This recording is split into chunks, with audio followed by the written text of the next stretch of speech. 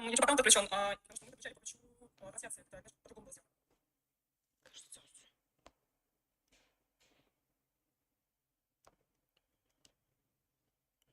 Так, всем привет, всем здравствуйте. Скажите, пожалуйста, вообще меня видно или слышно, или что происходит?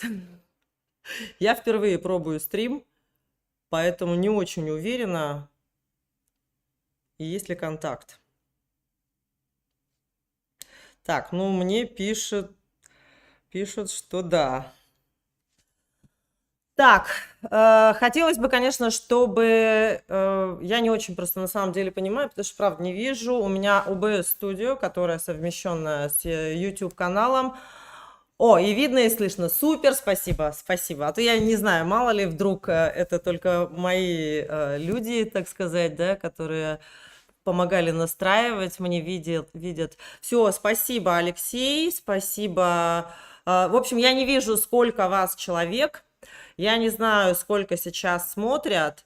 Я, честно говоря, довольно сумбурно вообще в целом готовилась к этому эфиру, потому что, ну, согласитесь, очень большой пласт информации, очень большой объем, так скажем, обсуждения, всевозможных диалогов, контакта, коннекта, дисконнекта, факт-чекинга, речекинга и всего прочего. Привет-привет, всем здравствуйте.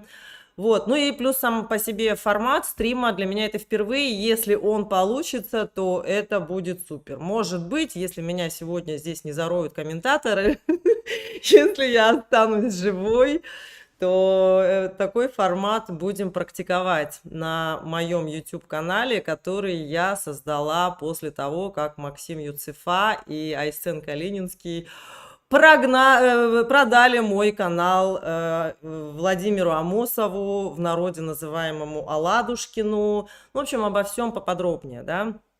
Честно говоря, даже... вот прямо получается такой формат, знаете, объять необъятно. Довольно тяжело.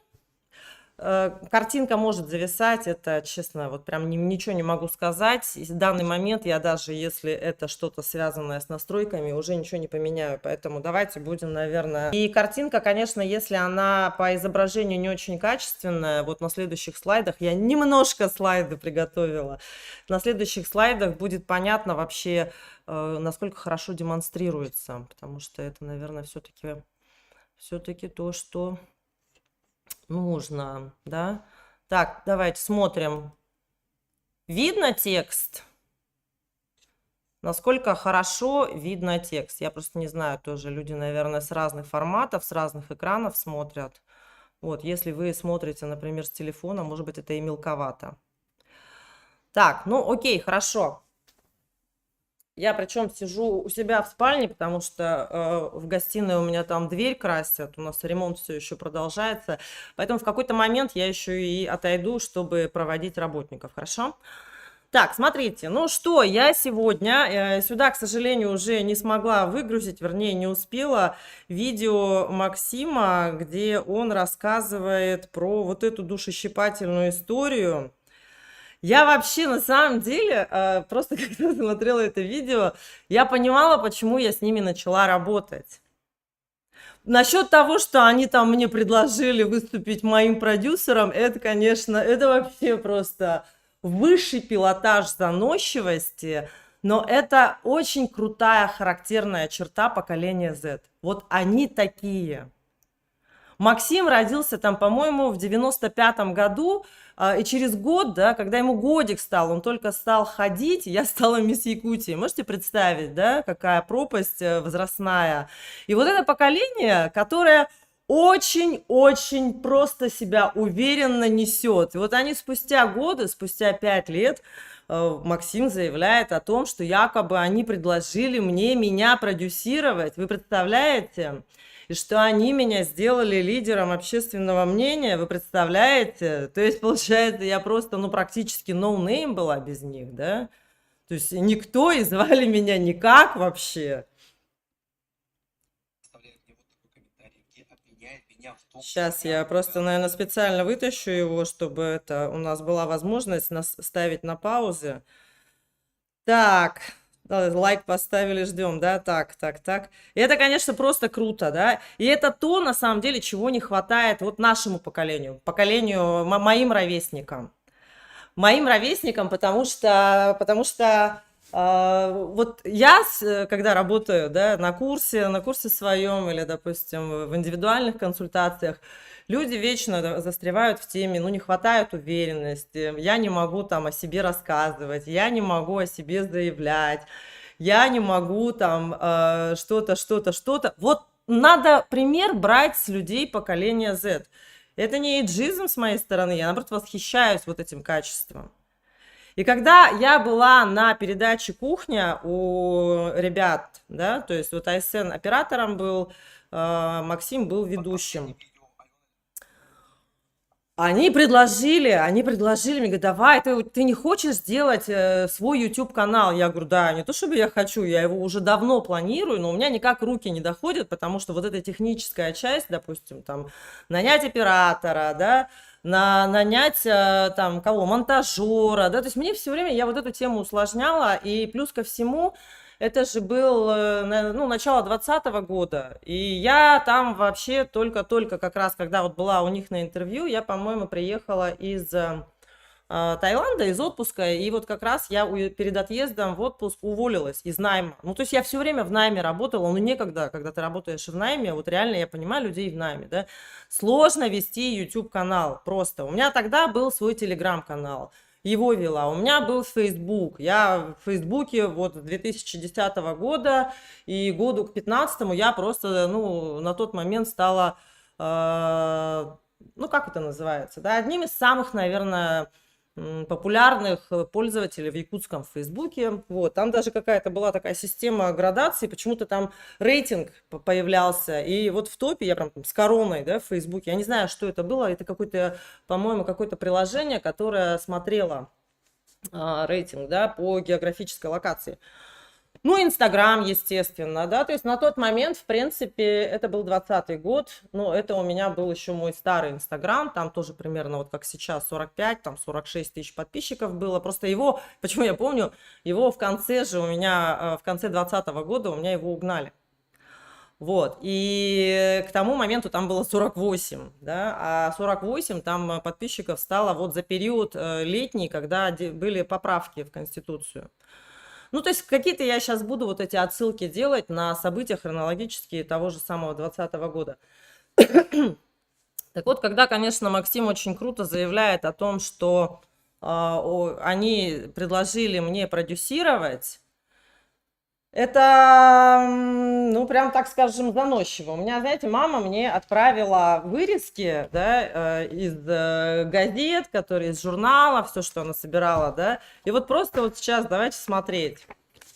97-й год, да, вот тот самый журнал «Далбар Хатун», 97-й год, Максиму тут 2 года, вот, на обложке, да. Это март вообще 96-го года, тоже у меня берут интервью, здесь, кстати говоря, что прикольно было, в каком-то из этих вот интервью 96-го года меня спрашивают, кем вы хотите стать, или там, о чем мечтаете в будущем, и я там, на удивление для себя нынешней, ни разу ничего не сказала, там, допустим, про замужество, про детей, да, у меня там больше вот как бы про независимость, про предпринимательство, про то, что я хочу быть такой прям классной, уверенной в себе женщиной, да. У меня тут есть всевозможные, вот мы с Обединым, допустим, стоим, да, как ведущие мероприятия рекламного, ночь рекламы. Потом у меня тут, допустим, Новый год, 2010 год, тут Заболев мэр, тут министр молодежи Георгий Куркутов, тут депутат Илтумен, тут Альберт Семенов, который, допустим, сейчас является, ну, я не знаю, как он сейчас является или нет, но в 2022 году, по-моему, он был руководителем Гордумы, Легенты и все прочие, и я, да. Ну, то есть, как бы, как лидер общественного мнения, там, среди прочих, у которых спрашивают их мнение на разные темы, на разные вопросы. Потом, конечно, когда появилась вообще площадка в виде социальных сетей, все стало гораздо проще. но меня многократно приглашали и на телевидение, на НВК, пока я в 2019 году не задала вопрос Айсену Сергеевичу по поводу Лебедева, то есть после этого мне закрыт был доступ на НВК. Ну, это, в принципе, логично, да, это как бы это так делается везде, и я на это не жалуюсь, не ропщу и тому подобное, да. То есть вот это, в принципе, как доказательство вообще того, что люди очень уверенно себя ставят, очень уверенно о себе заявляют. Так, теперь перейдем конкретно, чтобы долго не рассусоливаться, по поводу того, что они говорили. Они сказали, мы тебе не отдадим канал, потому что, ну, как бы мы вообще в целом хотим зарабатывать, да, хотели зарабатывать. И вот там, где выше, ребята, я понимаю, вы себя цените, и не хочу умалять ваших способностей и талантов, но мне это дорого. Что мне было дорого? Они попросили у меня 100 тысяч в месяц за 4 выпуска. Ну, то есть стабильная регулярность выпуска роликов на YouTube-каналах – это раз в неделю. То есть все, в принципе, таким образом работают, все именно таким образом выпускают. Это людям так удобно, да, это только, ну, бывают, конечно, некоторые блогеры или там ведущие, которые делают каждый день, но это реально тяжело, да. То есть раз в неделю в формате освещения каких-то новостей было достаточно. И они у меня попросили 100 тысяч. Я, конечно, офигела немножко, потому что я сказала, что 25 тысяч за один выпуск, ну, это как бы для меня много. Потому что 25 тысяч, в принципе, даже у некоторых зарплата была в тот период. Вот, и за работу, которую я, опять же, не умаляю, да, ребята на самом деле работали хорошо, и в целом про качество их работы я, конечно, ничего плохого сказать не могу. Но это овер дофига, да, 25 за несколько, там, допустим, за час-полтора съемки, за монтаж. То есть у меня, в принципе, там это все происходило без дублей, я просто сажусь и вот как чувствую, так и говорю, да. Исключительно, как бы, мне, конечно, понравилась тема того, что они там за меня вообще все расписывали, прописывали, говорили мне, что говорить, это просто офигенно. Вот, и получается, что, а что надо было, типа, 5000 заплатить? Да, кстати, у меня следующий оператор, он за съемку брал 5000, и то, если это часовой ролик, вот. Ну, я сказала на тот момент, что это мне дорого. Я же не говорю, что это дорого вообще. Я нигде вот даже из этого, я написала, это мне дорого. Я в тот период только уволилась и начинала работать индивидуально, как ИП. И, соответственно, переходить в самостоятельное плавание, и параллельно еще вот эти съемки шли, да. И вот в тот период, когда мы это обсуждали, просто сказала, что мне это дорого. Мне. Не вы плохие, не ваша работа столько не стоит. Я не так говорила, просто сказала, что мне дорого, я не потяну. Означает ли это, допустим, что в целом, ну, они могут не отдать мне канал?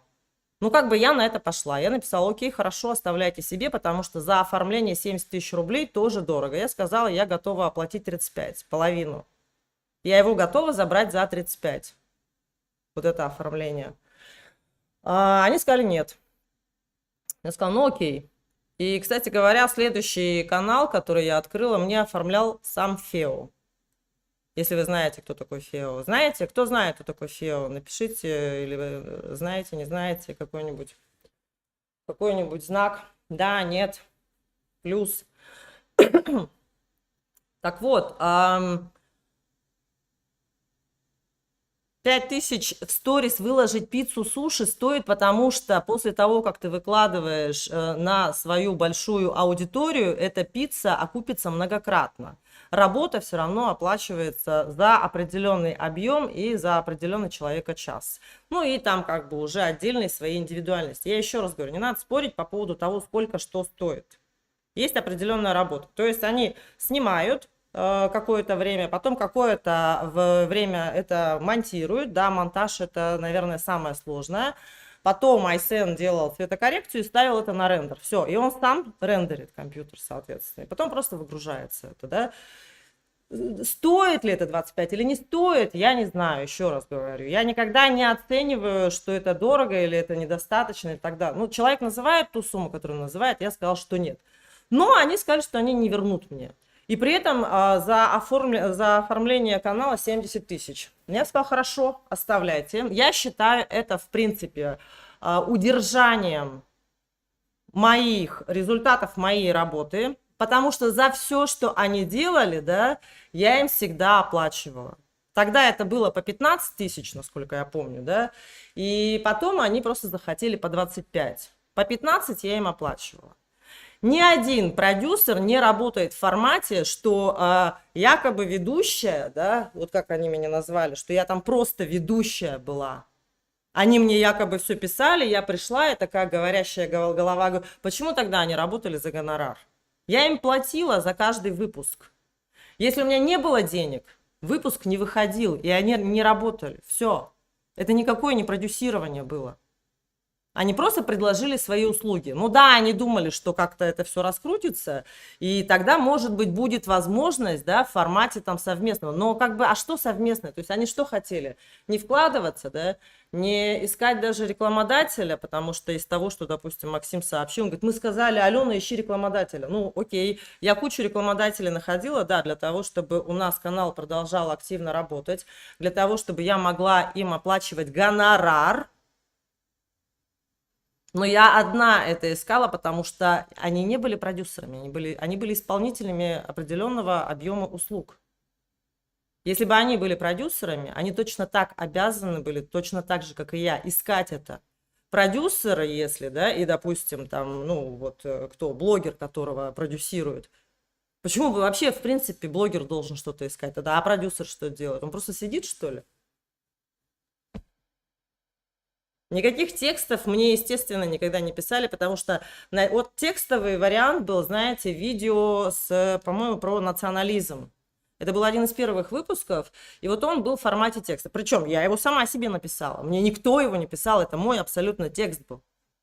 Я его сама написала.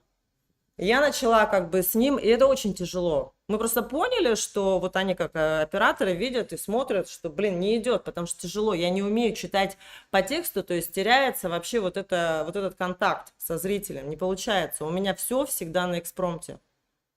То есть тезисно просто какой-то условно, какая-то канва, да, информационная определяется, и я просто по ней иду. Так, как я чувствую, так, как я думаю на этот момент по этому поводу. Все. Никаких вообще, это что-то, как это вообще? А то есть до этого я, получается, не жила бедненькая, да, то есть ничего не могла сказать, никаких двух слов связать нигде у меня, наверное, не получалось. Блоги я не вела, ни о чем не говорила, ни о чем никогда не рассказывала, на телевидение не приходила. И, ну, то есть вообще что, я без них вообще, получается, была никто, и звали меня никак. Так просто, да, когда-то в 96-м году корону нацепили. И после них, получается, я что тогда? Как я, бедная, вообще выживала-то без них? Ну, это тотальное противоречие. Это тотальное противоречие. Сама логика, допустим, вот этого еще, да, 70 тысяч рублей за оформление. То есть я прямо спросила, да, Айсен, сколько стоит оформление канала? 70 тысяч рублей, он сказал.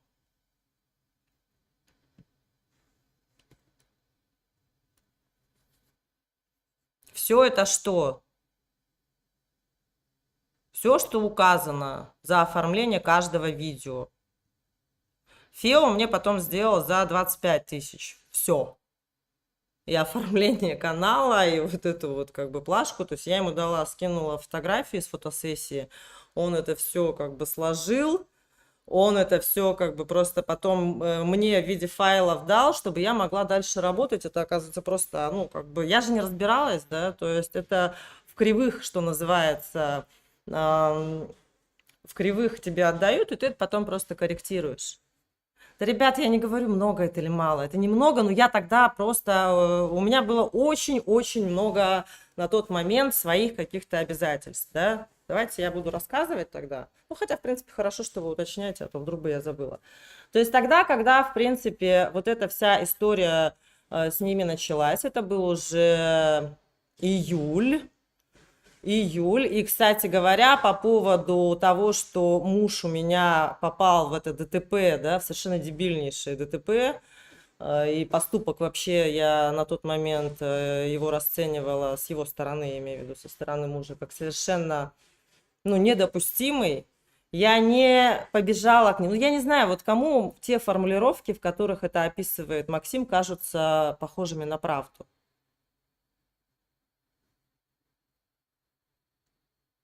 Я не говорила, а то меня сейчас забулят. Господи, уже сколько файтов, да, сколько боев, условно, ну, вот как в пабликах называют, да, Алена провела столько-то боев. Сколько я провела, вы что думаете, мне было прям страшно, что меня забулят? Нет, мне было не хотелось, чтобы люди думали, что я буду отмалчиваться, и я не собиралась отмалчиваться. Я хотела обозначить, да, как я свое отношение к этому поступку, что я его и не оправдываю. С ним конкретно, с мужем, я вообще длительное время просто не общалась, потому что для меня это было, ну, это было сродни предательству. То есть мне это казался, ну, поступок казался совершенно неприемлемым, недопустимым. И у меня даже были мысли о разводе тогда, если честно. То есть это был для меня вообще просто тотальный шок. Ну, как подстава просто какая-то. Плюс тогда в июле 2020 года, 1 июля, было голосование за или против поправок. Ну, кто в этом участвовал, кто был политически активен, тот помнит, что это было за событие, что это было за мероприятие, да, что всю весну, в принципе, почему у нас еще периодически-то и, возможно, не выходили выпуски, потому что я прям очень активно топила по этой теме. Я активно призывала людей идти на голосование и голосовать против поправок, потому что, ну, во-первых, ну, в принципе, я не буду сейчас, наверное, уже озвучивать свою позицию на тот момент, да, и по итогам что? По итогам в целом республика дала протестный голос.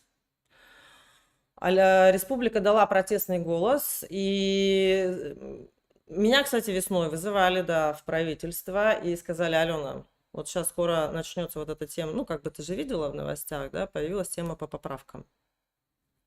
Не говори ничего, ладно? Ну, просто молчи, ладно? И я спросила, а то что?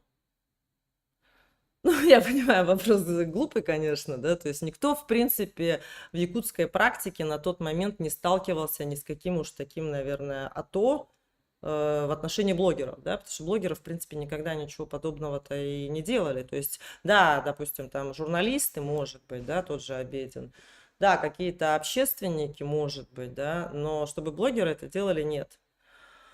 Вот, и, соответственно, ну, я подумала, что я буду, конечно, объяснять, я буду, конечно, разъяснять, что такое поправки, к чему это все приведет. Основное, конечно, это было обнуление сроков президента. И, ну, то есть там другие всевозможные темы вокруг да около, да, этой темы. И как бы, когда 1 июля уже все прошло, голоса подсчитали, показали результат, и общий российский результат, и было видно, что Якутия, ну, так, да, довольно прям прилично протестно проголосовала. И многие тогда говорили, что это благодаря мне. Хорошо ли это или плохо, как бы, да, в принципе, ну, не берусь оценивать. То есть я делала то, что на тот момент считала важным, нужным, и что я считала важным сохранять, допустим, местное самоуправление. Да, это тоже один из пунктов поправок, который жестко выстраивает вертикаль власти федеральной. Вот, ну и, собственно говоря, что мы имеем, да, почему я говорю, что сейчас по большому счету повестка, допустим, региональная субъектов федерации, она полностью идет калькой с федеральной. И на меня начали натравливать Городецкого, да, то есть, ну, на тот момент он сделал вид, что это не он, я не я, и вообще я не про тебя, но, то есть, это был очень такой неприятный материал, и у меня было судебное разбирательство в тот период, как раз я уже начала, мы с юристами работали по этим публикациям, да, то есть они были вот прямо распространены по всему Телеграм, по всем Телеграм-пабликам, с которым у Юрия, видимо, ну, были, я не знаю, дружеские отношения или какая-то возможность их там попросить репостнуть и так далее. Ну, или, может быть, это вообще какие-то из одного источника. Ну, и на сайте его Сахатаем на тот период. И вот это судебное разбирательство, в целом, оно шло год, но понятно, что это нужен был сбор доказательств, да, это нотариальное заверение всевозможных. Это все происходило в июле, там. Вот плюс-минус, да, вообще друг за другом. То есть какая-то, в принципе, можно сказать, полоса неприятностей. То есть я вот этот вопрос вообще, то, что, допустим, произошло с ребятами, да, и вот Виктория Тарабукина там как-то так написала, что типа Алена осталась, ну, вроде удовлетворена или довольна, как я не помню, точная формулировка была. Я не была удовлетворена вообще совершенно, да, но мне некогда было, честно говоря, этим заниматься. Я вообще была в шоке от того, что э, от того, что я как бы, ну, думала, что просто ребятам, правда, прикольно, им так интересно, они так восхищены, они так воодушевлены, они хотят над этим проектом работать, им это нравится, да. Но потом все пошло на нет, и я прекрасно понимаю, конечно, почему, потому что пандемия, потому что коронавирус, потому что все стало закрываться, потому что денег нет, потому что у Айсена семья, я все понимаю, но у меня тоже семья, то есть не я создала эту коронавирусную ситуацию, и я в ней проваливаюсь точно так же, как и все. Плюс у меня, допустим, за год до этого я дочке в Москве купила квартиру и в срочном порядке делала ремонт, да, на ремонт у меня уже денег не хватало, да, и я, соответственно, брала кредит, и вот этот кредит, он мне в 2020 году начал прилетать в формате, ну, то, что вот просрочка пошла, и начал прилетать в формате звонков из банка, и меня спрашивали, почему вы на просрочку? Ну, как бы вы в курсе, что вы на просрочку вышли? Я говорю, я да. Почему? Звук тише стал. У всех или только... Напишите, пожалуйста, у всех нормально со звуком или у всех тише стал? И, в общем, банки звонили, и нормально, да? И банки звонили, ну, это буквально у меня 2 месяца было на просрочке, потом я уже вышла в норму. Но тоже в тот же период, значит, мне говорят, ну да, коронавирус, да, ну, многое закрыто, да, люди не зарабатывают, да, там где-то задержки, да, там это... Ну, Алена Алексеевна, вы же понимаете, что, ну, разные ситуации в жизни бывают, то есть, ну, бывает, люди умирают, да, близкие могут умереть, и что вы тогда хоронить не будете, например, если у вас кто-то умрет? Вы же найдете деньги на похороны, правильно? Вот давайте найдите на закрытие кредита. И, короче, вот это вот все в кучу, все вместе. И опять же, я, допустим, кредит не оплачивала даже, с задержками его платила, чтобы ребятам оплачивать. Чтобы канал раскрутился, чтобы, может быть, за счет, допустим, вот его развития можно было иметь какой-то доход, да, причем всем вместе. Чтобы я им могла обеспечивать стабильную оплату, стабильный гонорар. Но это реально был гонорар, потому что вот здесь почему-то они, допустим, как-то умолчали о том, что речь идет о гонораре.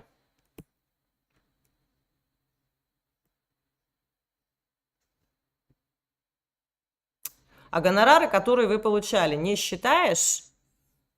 Да, то есть, в принципе. И самое интересное получается, что, то есть, они мне потом в какой-то момент вот кидают эти 20 тысяч, ну, просто, то есть, мне прилетает 20 тысяч, и они мне сообщают, что мы продали этот канал. Я говорю, что это вообще? Привет, мы канал продали, деньги перевели. Вот перевели 20 тысяч этих, да? И я говорю, то есть, подождите, говорю, вы якобы, а за сколько, а я им позвонила, то есть здесь просто не отражено, потому что это был звонок. Я говорю, а за сколько вы продали? Они сказали, что продали за 60 тысяч, и якобы эту треть мне отдали. Я говорю, то есть, получается, вы довольствовались 40 тысячами, мне за 35 не продали, да, оформление, но спокойно за 40. Ну, то есть, если меня минусовать, то получается, они 40 заработали на этом. Я говорю, вы нормальные вообще? То есть, а тогда, когда вы разговаривали, а тогда, до этого это вымогательство, нет, я с юристами консультировалась, это, в принципе, вообще расцениваться запросто могло, да, и просто сейчас у меня нет, они же не все показывают. Они же не все показывают, а у меня, к сожалению, сейчас этих доказательств уже нет, потому что у меня этот номер вообще, в принципе, отсутствует, да, в связи с переездом и блокировкой его в 2022 году, в октябре, мне его заблокировали. Вот. Что это? Они имеют результат моей интеллектуальной собственности, они его держат у себя, они просят за него деньги, фиксированную сумму, которую я удовлетворить не могу, которая, в принципе, ну, как бы с потолка, по сути, взятая. И потом они говорят о том, что они за 40 тысяч продали этот канал, но на самом деле... что это вообще, я просто думаю, что это, конечно, вранье. Вряд ли они продавали его за 60 тысяч. То, что он там показывает, что поступило, ну, мало ли за что, откуда поступило, я, честно говоря, даже не знаю. И, конечно, мне просто некогда было вот этим вопросом заниматься, но когда я увидела, что, ну, не я, подписчики мне сообщили, потому что они начали изучать, да, у себя по подпискам, вычислили, что канал, который называется «Я инженер», это, по всей видимости, мой, тот самый. «Я инженер» — это проект Владимира Амосова. И вот я сейчас тоже не вспомню, да, потому что вся эта сюжетная канва, конечно, рассыпалась в связи с тем, что у меня номера телефона того нет. Он теперь просто как контракт продается обратно в МТС. Я в апреле в прошлом году, когда ездила, спрашивала, говорю, могу я его обратно выкупить? Они говорят, да, он стоит 20 тысяч, берите его. И посыпались ролики. Кто делал эти ролики? Нет, самый-то прикол, подождите, самый прикол в том, что Максим в июле, как раз тоже в тот период, устроился в секретариат «Единой России». Я не связываю это никак, конечно, но это невозможно не связать. То есть он работал в секретариате «Единой России», мой канал каким-то образом оказался у «Я инженер», они якобы получили там за него 60 тысяч, при этом на кучу-кучу роликов сделали, то есть получается за эти ролики, а кто их делал-то, если Максим там работал? Ну явно они. Ну, явно они, и, соответственно, как бы это, и потом, когда уже по документам где-то, я не помню, по каким-то, вскрывалось это или не вскрывалось, или мне уже сообщали о том, сколько стоило это, да, но не в смысле, нельзя сказать, что вот где-то было отражено, что была покупка канала, были расходы на продвижение, на информационное продвижение или еще что-то такое, и бюджет был 400 тысяч. Вот я не могу вот этого связать, и, понимаете, сейчас вот нет никаких доказательств на эту тему, да, но факт того, что они просили 100 тысяч ежемесячно в виде фиксированной оплаты, это было. Все. В телефоне, конечно, да, у меня там все это было.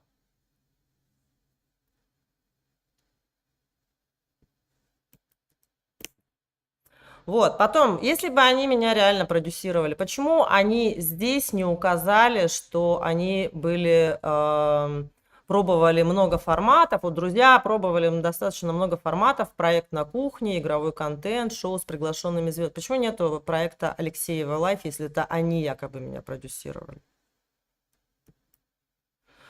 Ну, это вот просто тоже скрины 17-го года, да, и про деградацию там и все прочее. Ну, я, короче, очень много постоянно меня публиковали в разных СМИ, поэтому говорить, что я стала лидером общественного мнения благодаря им, это, конечно, прям весело.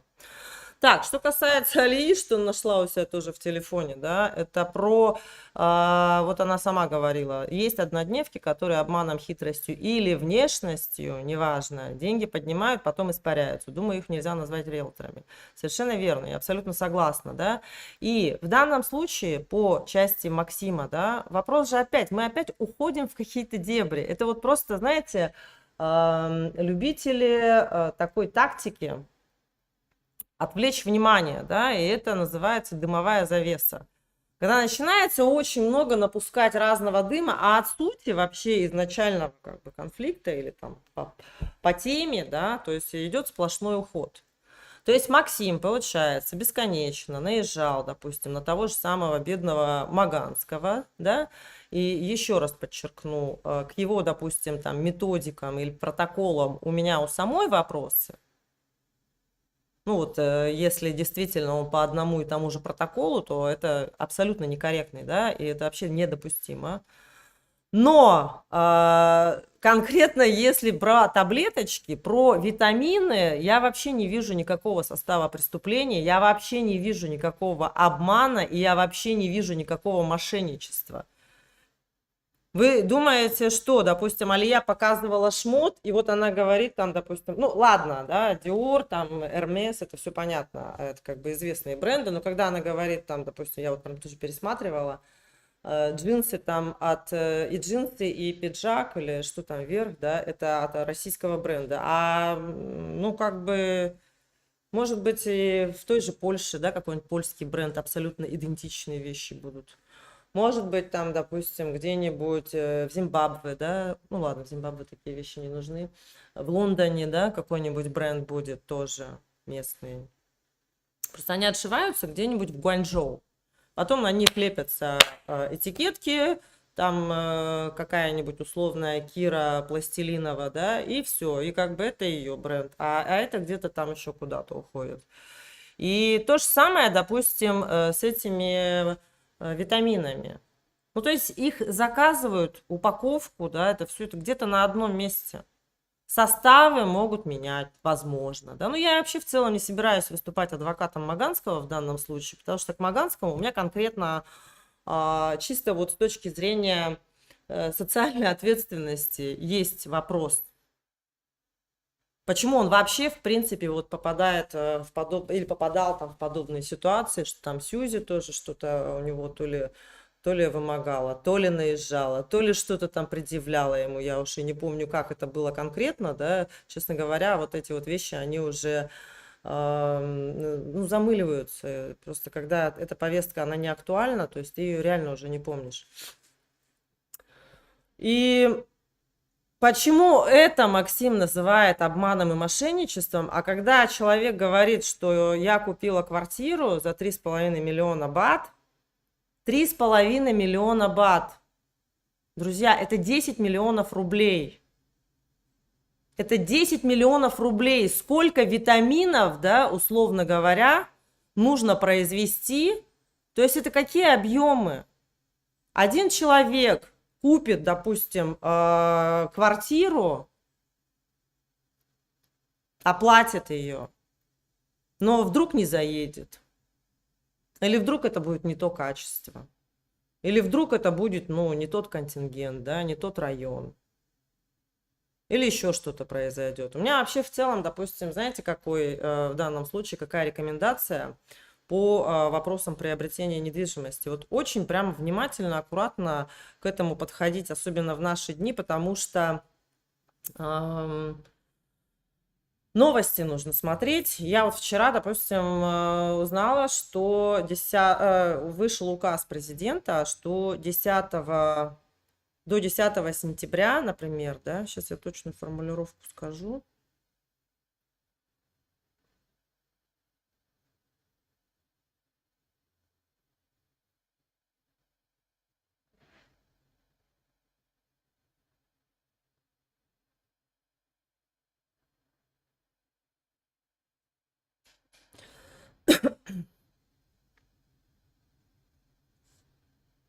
Так, Путин подписал указ, обязывающий украинцев, находящихся в России без законных оснований, выехать из страны до 10 сентября, либо урегулировать свое правовое положение. Ну, как бы само содержание, да, не суть. То есть это что-то связанное с тем, что люди, допустим, граждане, не граждане должны покинуть. Это окей, как бы, ну, в рамках режима, в рамках, допустим, курса, да, куда движется страна, это все понятно. Что за дата 10 сентября? Что за дата 10 сентября? Что она означает, да? Никто не знает. Я вам сейчас, в смысле, не буду отвечать на этот вопрос. Я просто его предлагаю, ну, для понимания, что что-то это, какой-то это рубеж. То есть почему именно 10 сентября? Что будет происходить после 10 сентября? И вот, понимаете, люди, которые, допустим, будут покупать недвижимость в рассрочку, допустим, оплатили 30%, а потом там какими-то отдельными платежами в рамках там ежеквартально или еще что-то, да, смогут ли они, допустим, производить эти оплаты? А после того, как они, допустим, произведут оплаты, может, если они хотят инвестиционный объект купить, да, смогут ли они приехать, чтобы открыть счет в тайском банке для того, чтобы доход от инвестиций этих получать? Потому что, ну ладно, налоговый ID налогового плательщика, да, по доходам, это могут открыть управляющие компании, просто по предоставленным персональным данным. Но тайский счет просто так не открывается. Это надо прям специально физически приехать, ну, как и любой другой, да. Вот, смогут ли люди приехать и открыть этот счет, чтобы получать доход? Потому что если они смогут приехать и открыть счет, купить инвестиционную квартиру, да, и удаленно открыть ID для того, чтобы управляющая компания могла с этих доходов налоги оплачивать, то окей. А если не смогут, они внесут 30%, да, они не смогут потом приехать, допустим, на подписание договора, на оформление договора лизингового пула, они не смогут ее принять.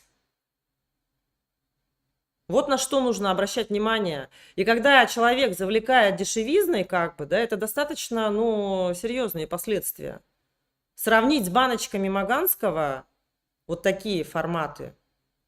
А люди же, ну, в конце концов, оплачивают крупные суммы, и там вот, ну, если человек думает об этом, это, как правило, люди семейные, то есть страдает целая семья. У людей, возможно, да, к примеру, ну, допустим, да, допустим, ситуация. Муж с женой, муж, может, не очень хотел, но жена уговорила. Они, допустим, вложились в 30%, и потом дальше какие-то просто от них независящие обстоятельства, там, политические, допустим. Ну, то есть SWIFT же перекрыт, то есть таких платежей это тоже там по крипте, окей, хорошо, да, ну, то есть каждый раз всё сложнее и сложнее, но люди будут рисковать всем, а потом им никто не вернет. Как вы думаете, какова вероятность, что между супругами не будет конфликтов? Как вы думаете, какова вероятность, что дети, которые в этой семье растут, да, будут расти в комфортной, безопасной, экологичной обстановке? Как вы думаете, какова вероятность, что эти двое просто могут в конце концов на этой теме скандалить, а потом разойтись? То есть последствия у таких вещей, у такого актерского мастерства, да, довольно серьезные все-таки. Так вот, Максим что считает? Ладно, вот просто, да, вот сейчас, я понимаю, да, мне, вот лично мне кажется, да, мое мнение, он тогда просто-напросто, конечно, ну, получил порцию действительно позора. Конкретно Максим. И они невеликодушно и деликатно промолчали. Им просто Владимир Амосов не позволил, скорее всего, вообще дальше вмешиваться в этот скандал и его рассусоливать. Потому что это как бы партия власти. Естественно, никто не будет вот эту тему им просто сказали, все, не надо. И я думаю, что в целом и они и денег-то достаточно получили для того, чтобы вообще там как-то возбухать на этот счет. Поэтому преподносить так, как будто бы они очень благородно со мной обошлись, не надо. Вот не верю. Я не была психологом Максима, но особенности его характера я потом узнала со временем. Это, конечно, уже такое, да, то есть это мое личное наблюдение, и оно не касается публичного пространства, поэтому я его, конечно, высказывать не буду. Но на этом основании, вот, на основании вот этих своих личных, да, фактов, я могу предположить, что это просто месть была. То есть, понимаете, тут просто одни сплошные противоречия. Получается, ладно, это обман, это не обман. То есть это вот как бы мошенничество, а это просто маркетинговый ход. И что такого, да? То есть у него либо отношение к тому, чтобы 3,5 миллиона бат, это а что такого? А баночка, которая, ну как бы окей, она же, ну, может, пользы не принесет. Или не в той дозировке принесет, да? Но точно она не во вред, это точно не яд. И понимаете, что, да? Если ты такой разоблачитель, да, если ты вот это все, то есть ты просто не проверяешь факты. Он же там сказал, типа, так, я что-то там не проверил, да, мне скидывали этот его кружочек, но я так поняла, что он не этому обрадовался, он обрадовался моему комментарию. И он на этот счет возбудился, и вот весь такой. Это была месть вообще в чистом виде. И работая у Амосова, получая у него зарплату, ну, не мог ли он не напитаться, да, теми чувствами, которые испытывала ко мне вот эта замечательная партия, в которой я сама была до 18 года. Так получилось. Ну, поэтому я знаю изнутри ее. Так, все понятно с Максимом, да, весь эфир занял. Хотелось бы... Не, ну подождите, что понятно? Все понятно, я все сказала, да, а то это самое. Я в этом плане же дотошная. Так. Мгм.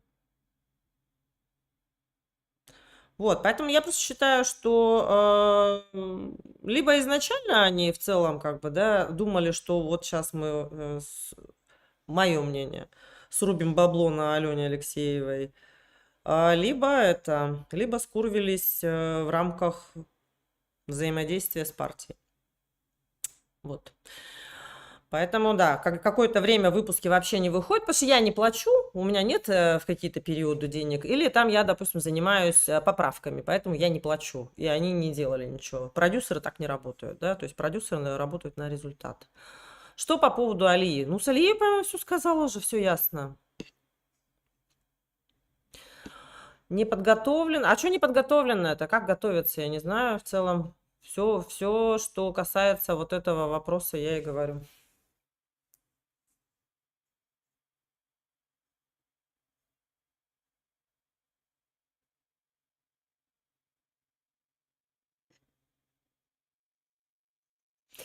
Сумма оговоренная была, но факт в том, что они держали у себя эти видео. Они сказали, что канал мне не отдадут, что я не смогу к нему получить доступа, пока я не заплачу деньги в тех объемах, в каких, допустим, они считали нужным. И работать они собирались только на определенных суммах.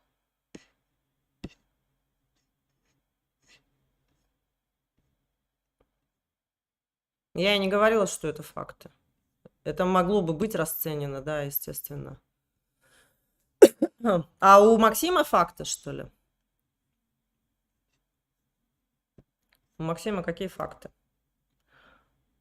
Вот эти 20 тысяч? Ну, это смешно. Так, это я уже для другого, да, хотела подготовить. Так, дальше что, да? Вообще, в целом, вот в этом вопросе очень-очень много тем поднимается, да, то есть, окей, мне, честно говоря, про Алию Максима, да, достаточно, я считаю, сказала. Дальше, что по поводу того, как вообще блогерство, да, то есть каким образом оно меняло вот этот формат общества.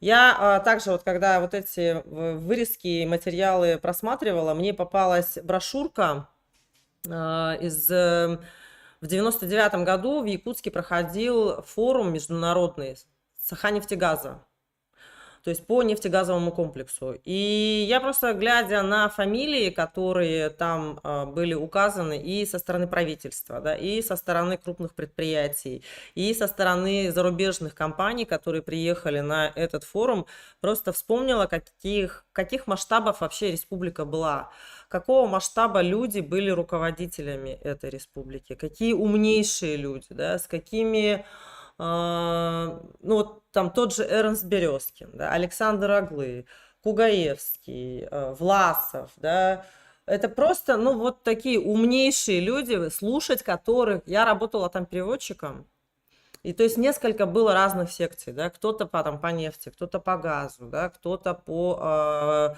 продуктам, нефтепродуктам, и очень много переговоров, но и тем не менее у них были как бы общие выступления, и когда я вспоминала, какое чувство у меня было, да, что вот это 99-й год, у нас проходит такой форум, у нас проходит такого формата мероприятия, у нас происходит то, что вообще могло бы двигать, допустим, республику, то, что могло бы вообще выводить ее за пределы, да, международные. Кстати говоря, только в Якутии было Министерство внешних связей среди всех субъектов Федерации Российской. То есть у нас есть МИД, это российский, да, Министерство иностранных дел, и МВС, Министерство внешних связей. И это было только в Якутии, у других субъектов не было. О чем это говорит? О том говорит, что у нас, да, были реально возможности. У нас были возможности прямого сотрудничества, внешней торговли, да, взаимодействия с иностранными компаниями. И, допустим, ну, все знают, что у нас был построен австрийский центр, да, у нас строили стадионы, там, образовательные, учебные заведения, да, ну, это все благодаря Михаилу Ефимовичу Николаеву. И в какой-то момент это все начало сворачиваться.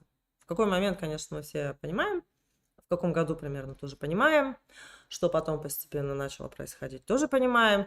И понимаете, вот есть несколько слоев, несколько пластов. То есть есть уровень политический, есть уровень экономический, есть уровень социальный, вот общественный, да, и культурный. И, допустим, с точки зрения культуры, ну вот культуры я имею в виду как театры, да, музеи, различные центры промыслов и так далее, да, это все всегда очень хорошо развивалось и до сих пор продолжает развиваться в Якутии. Якутия этим очень сильна. То есть и артистическая, да, сфера, ну вот если говорить, допустим, о том, что оперные, да, певцы какие. Ну, то есть это на самом деле очень всегда было достойно, очень всегда было красиво, очень всегда можно было этим гордиться, да. Мы всегда, как республика, вот по всем этим направлениям ездили на всевозможные фестивали, на всевозможные мероприятия. Я сама, допустим, тоже работая в авиации, да, тоже понимала, что вот у нас есть своя авиакомпания. Мы в целом экономически довольно такой хороший, прямо вот развивающийся регион. И то есть я как человек, который помнит, что вот это вот было в виде всех вот этих пластов, в виде всех сфер жизнедеятельности республики, когда стала видеть вот этот хихи-ха-ха формат суши-пицца, формат «давайте мы все пойдем», как он назывался там, NL International, да, давайте мы там все, я прямо помню, на самом деле, ну, как бы с NL International там была, да, целая длинная эпопея тоже, и, соответственно, это было вообще очень печальное зрелище.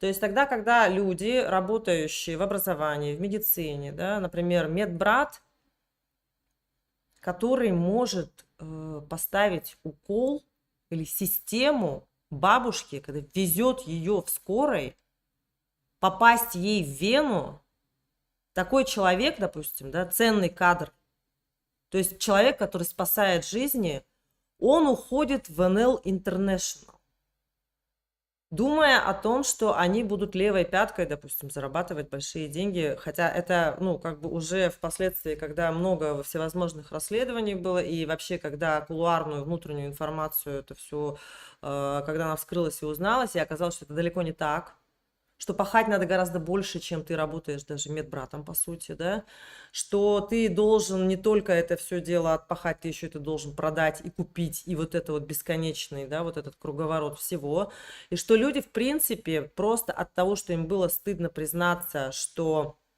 они потерпели вот это фиаско, да, они не возвращались обратно на работу. Ну и потом действительно уходили, конечно, люди, у которых была низкая заработная плата, не дождавшись чуть-чуть, на самом деле, повышения того самого федерального для людей из медицины, да, в сфере здравоохранения и в сфере образования.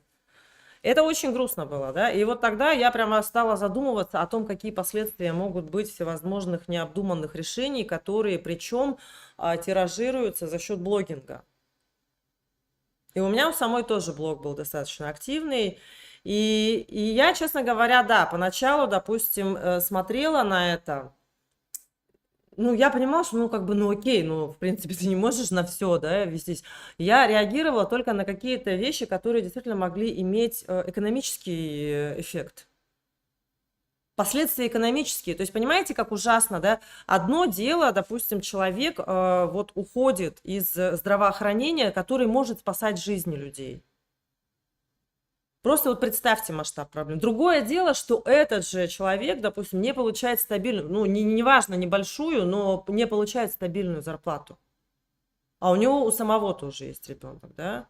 То есть им надо было потом крутиться, они в итоге, вот эта семья, ну, она развалилась, эта семья тоже.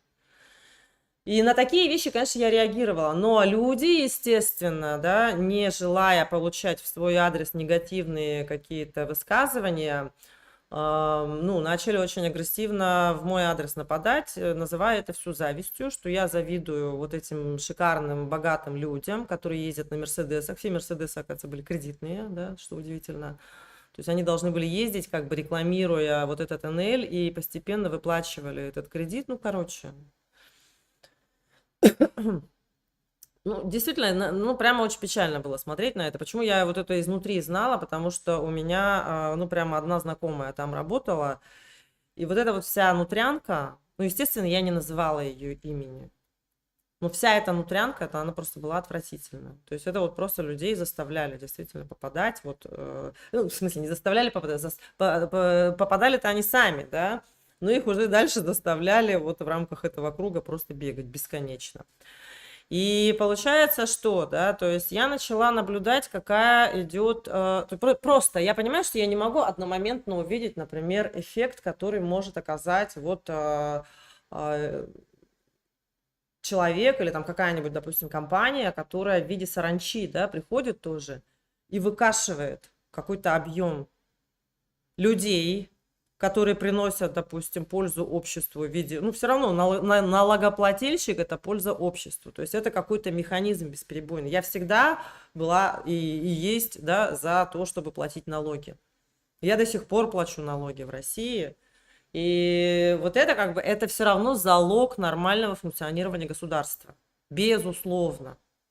Размер там, да, формат, объем и так далее, это что-то такое, как бы, что обсуждается, да, что, по идее, должно решаться на уровне, там, допустим, законодательных органов, да, по инициативе и требованию граждан, населения, да, страны, республики, неважно. Ну, то есть, смотря какой налог, допустим, это же региональный налог или это федеральный налог. Но когда вот такие резкие, стихийные, массовые происходят вещи, когда я спрашивала, сколько людей там, и это же как бы, ну, прям скажем, не 80-летние бабушки, которые там в глубоком климаксе, который мы вчера обсуждали, да. Это же, по идее, самый такой возраст, когда можно работать. То есть они лишены тех же самых льгот, там, я не знаю, по проезду, да, они лишаются всевозможных других там льгот, которые, ну, вообще в найме там существуют, потому что я, когда призываю людей, допустим, да, не работать в найме, не просто тупо не работайте в найме. Найм – это прекрасная форма работы.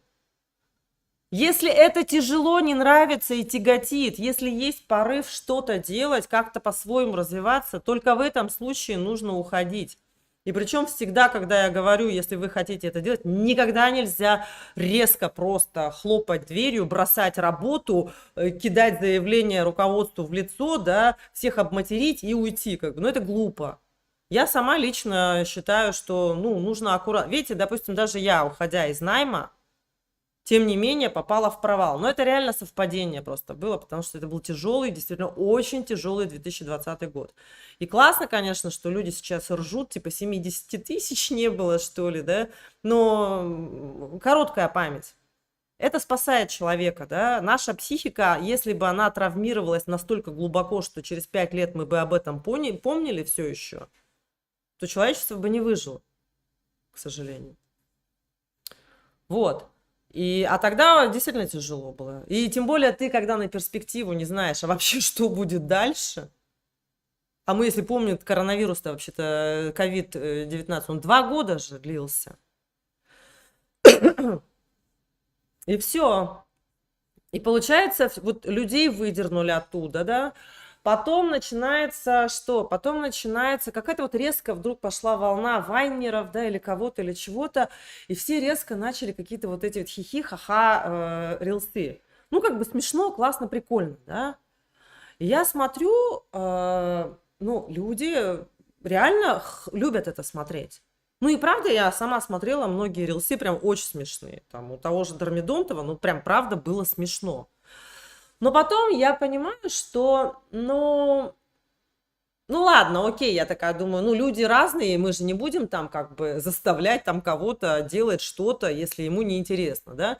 Ну, условно говоря, там Дормидонтову, ну, неинтересно что-то интеллектуальное, да? И все из категории просто развлекательного видео. Ок. То есть человек сам вправе выбирать, что он, допустим, будет смотреть, что он будет потреблять. Но в июне того же вот 2020 года он выкладывает, кстати, они тогда все вообще очень прямо меня любили, восхищались мною, да, и вот как бы тут вообще, в принципе, может быть вот эта вот ненависть от того, что у меня беспристрастное отношение. А люди вот этого формата, они влюблены, знаете, как в родителей почти что. То есть они меня как будто бы как маму, что ли, любили. То есть я для них какой-то образ, видимо, такой мамы, которая такая классная, крутая, и при этом при всем, да, я на их шалости типа должна смотреть сквозь пальцы. То есть, ну, любить, безусловно, любовью. И когда Вова Дормидонтов выложил у себя пост, он вообще был без текста. Он вообще был без ничего. Там была единственная фишка. Там была черно-белая, очень классная такая стильная фотография, да. И вот здесь вот написано типа: а разве наш голос что-то решает? Или что-то такое, я сейчас дословно не вспомню тоже, да? А разве наш голос что-то значит? И меня это просто порвало вообще. То есть, понимаете, это я не говорю, что типа вот я права, он не прав, да, или посмотрите, просто чтобы вот понимать мои чувства и эмоции. То есть меня вызывали в правительство, сказали, не делай этого. Я понимаю, что это важно делать, я это все равно делаю, да. Мне там еще раз говорят, не надо, Алена, это делать. Я все, я в игнор полный, потому что я понимаю, что последствия будут не очень хорошие для республики. И люди, которые хихи-ха-ха, блин, они вообще не втыкаются в последствия вот этих вот поправок, да, выходят с этой фотографии, и я же понимаю, что это не его инициатива была. Я же ему в директ написала, говорю: Вова, что ты делаешь, убери эту фотографию, пожалуйста. Он говорит: а что такое? Я говорю: ну нельзя, говорю, пускай люди идут и голосуют просто, ну как бы должны пойти голосовать. Ну ничего же, правда, наш голос как будто... И я понимаю, что, ну, убрал в итоге. Но, видимо, ему потом звездюлей наставили те, кто попросили это сделать. Потому что он мне написал: все, я убрал как бы ради тебя, там, или что-то такое вот у него было, да. А потом, видимо, влетело. И потом, видимо, ему объяснили политику партии, как себя надо вести. И с тех пор у него начался хейт в мой адрес.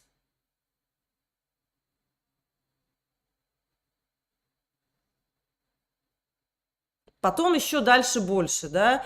Я была в тотальном, вот, ребят, я просто вообще не понимаю, как до сих пор этот человек на свободе, да. Вот эта Нюргуша, которая там там грач, да, вот эти люди, причем они все выворачивают, все переиначивают совершенно, да, акценты начинают смещать, терпеть ненавижу вообще. Я вообще, в принципе, сама обман, ну, я не умею обманывать, я это на физическом уровне, из меня это не выходит, я не смогу. Вот я не знаю, что это такое. Видимо, поэтому для меня это прямо настолько мерзко и противно, да, вывернула так, как будто я ей из зависти. Меня взбесило, что какой-то вообще, я не знаю, человек, который людей считает по лайкам и по головам, да, владелец фотостудии, мне предъявил, что от меня пришло мало подписчиков, а вот от Нюргуши много. Это был просто вообще шок. И меня оскорбило то, что меня сравнивают с этим человеком. Я просто, на самом деле, мне реально страшно смотреть вообще на ее фотографию, на ее лицо даже. Я не понимаю, как люди приглашают ее тамадой на свадьбу к детям. На свадьбу. Я не знаю более светлого праздника, да, который вообще, в принципе, ну вот имеет какой-то такой смысл, и туда звать человека, который избивал, да, ну это же было. Мы все прекрасно помним, знаем, что единственное, что жертвы забирали заявление просто-напросто. Я же не одна видела, да, все эти публикации, что она избивала, насиловала, с чем там, ботинком, и что она там делала. На машине переезжала своих жертв. Это просто, я вообще не могу, и меня сравнить с ней, просто сам факт сравнения. Привела, не привела, да, от меня подписалось очень мало человек на эту фотостудию, потому что мои подписчики подписывались, ну, как бы на контент, похожий на мой, да, то есть тот, который интересно читать, за которым интересно следить, да, зачем подписываться на фотостудию, какой бы классной она ни была. Ну, люди запомнили, записали, сохранили себе, допустим, мою публикацию, или они знали, что она у меня в ленте есть, они ее зайдут и потом запишутся в эту фотостудию. Зачем? Ну, понимаете, это же как раз наоборот подчеркивает, что, допустим, ну, люди действительно думающие, не думающим сказали, они пошли подписались. Я вообще все время поражаюсь, думаю, вот столько у людей бывает там тысячами подписки, с тысячами подписки, да, и понимаете, что с ними делают? Зачем следить за таким количеством людей, там, аккаунтов? То есть нам Нюргуша сказала подписаться, мы пошли подписались. И мне было так вообще страшно, да, от осознания того, что этот человек действительно может просто что-то отправить, сказать, идите подпишитесь. И люди, во-первых, такое количество недумающих получается, да, и они просто идут и делают. И они просто идут и делают это.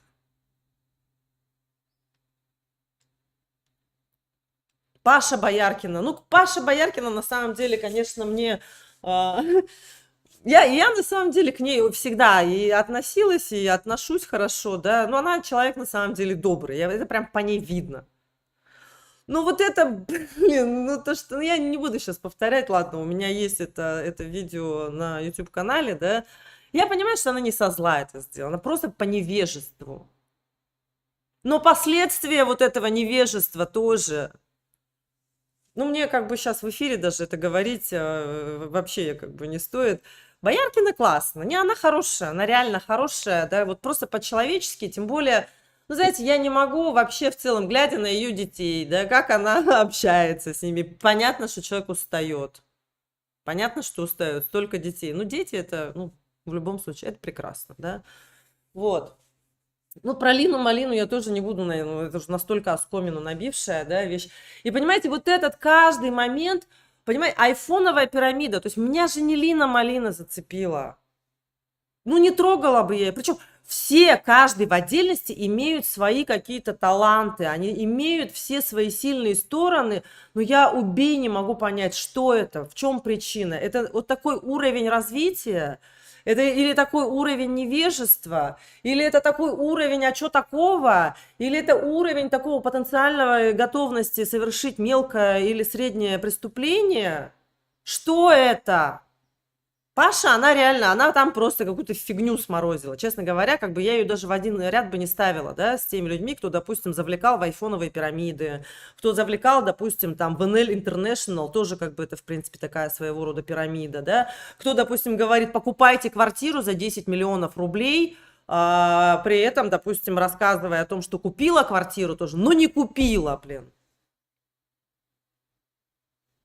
Или человек, который приезжает, вы понимаете, какая нормализация преступлений, да, происходит, когда куча гостей смотрят на тамаду, а эта тамада, ну, вот просто вот как бы совершала такие страшные вещи.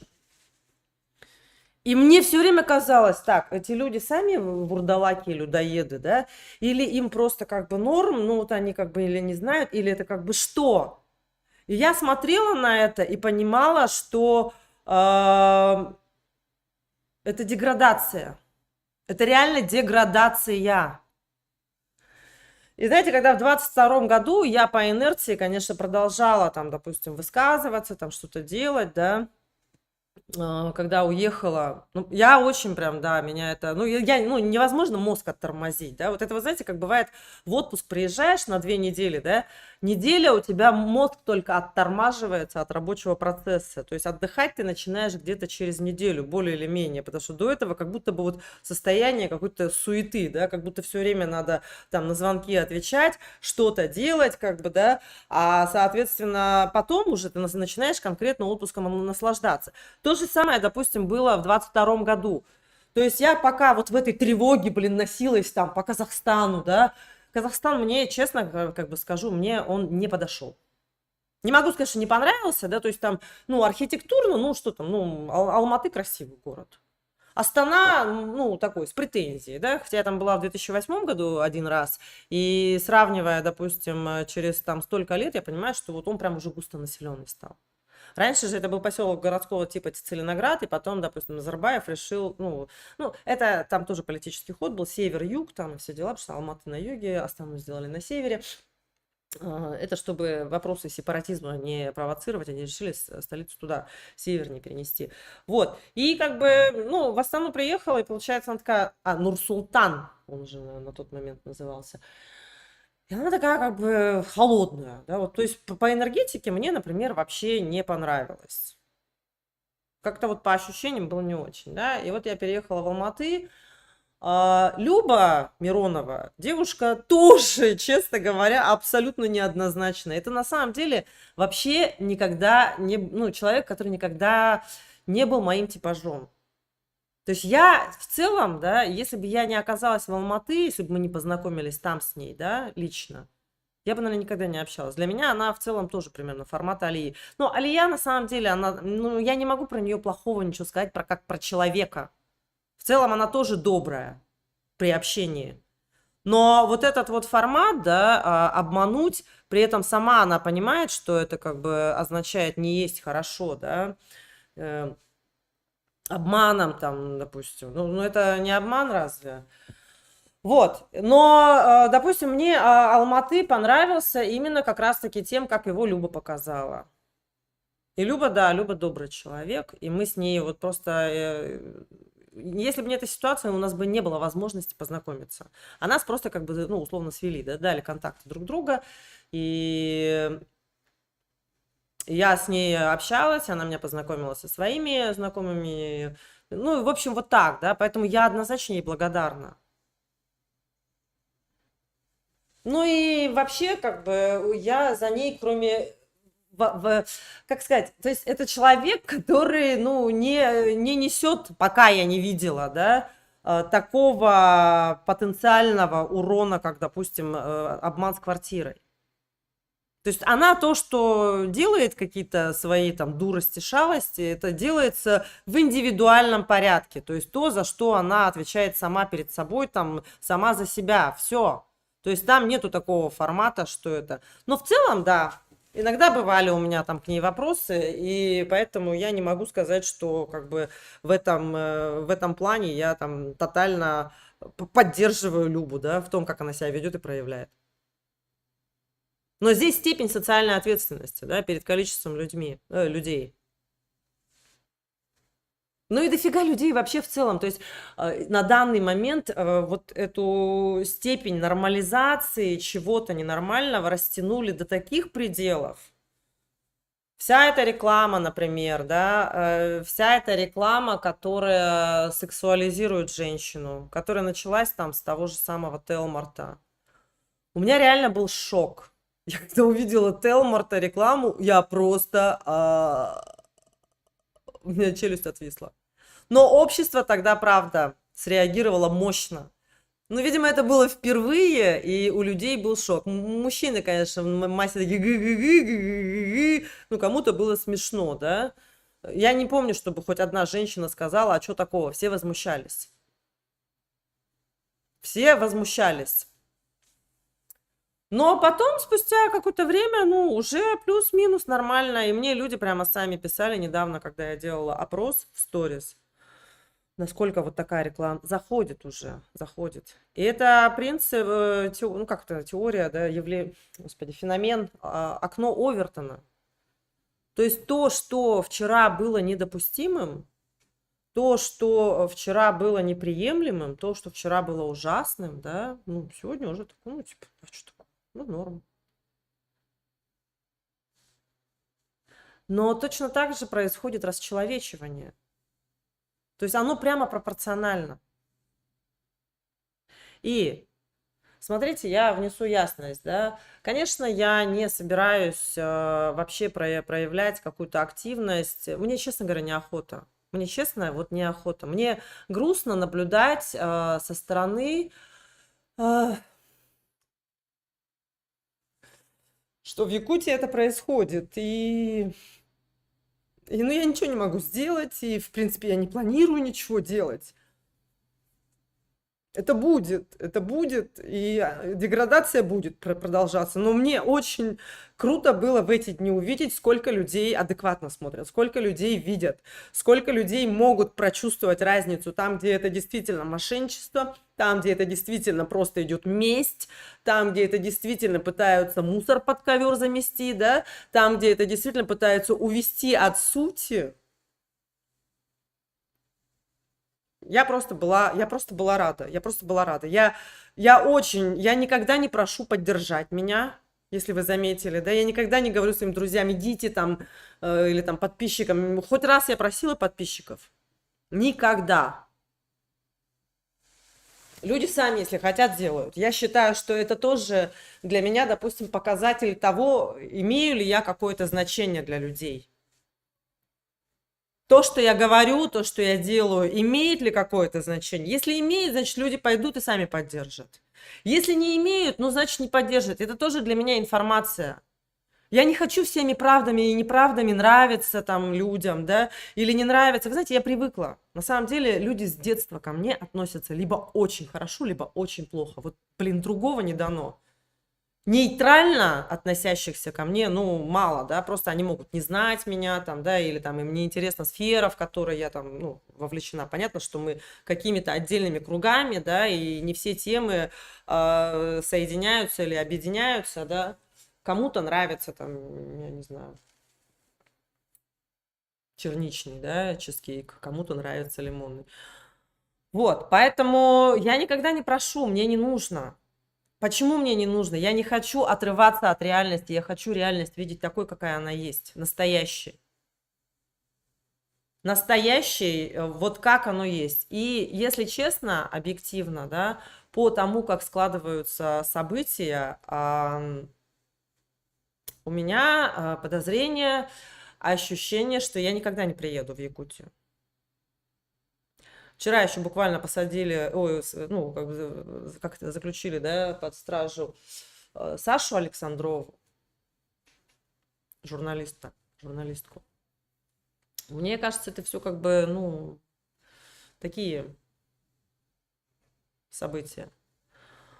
Очень, очень бы хотелось, я очень хочу, на самом деле, на СФ, несмотря на то, что раньше я не особо фанаткой была, ну, потому что ехать всегда далеко, пробки, и все время. Я же не любительница тратить время вообще на дорогу, я очень не люблю. Я вот корни-то вообще думаю пустить, пускай у меня эти седина к чертям отрастает вообще полностью, да, потому что я не люблю ездить в салон, я не люблю тратить время, мне кажется, вот как будто пустое это все. Я лучше в это время, я не знаю, просто полежу, посплю, да, хотя это крайне редко бывает, я либо смотрю YouTube выпуски, либо смотрю какие-то хорошие фильмы, если, ну, я имею в виду, когда свободное время выпадает.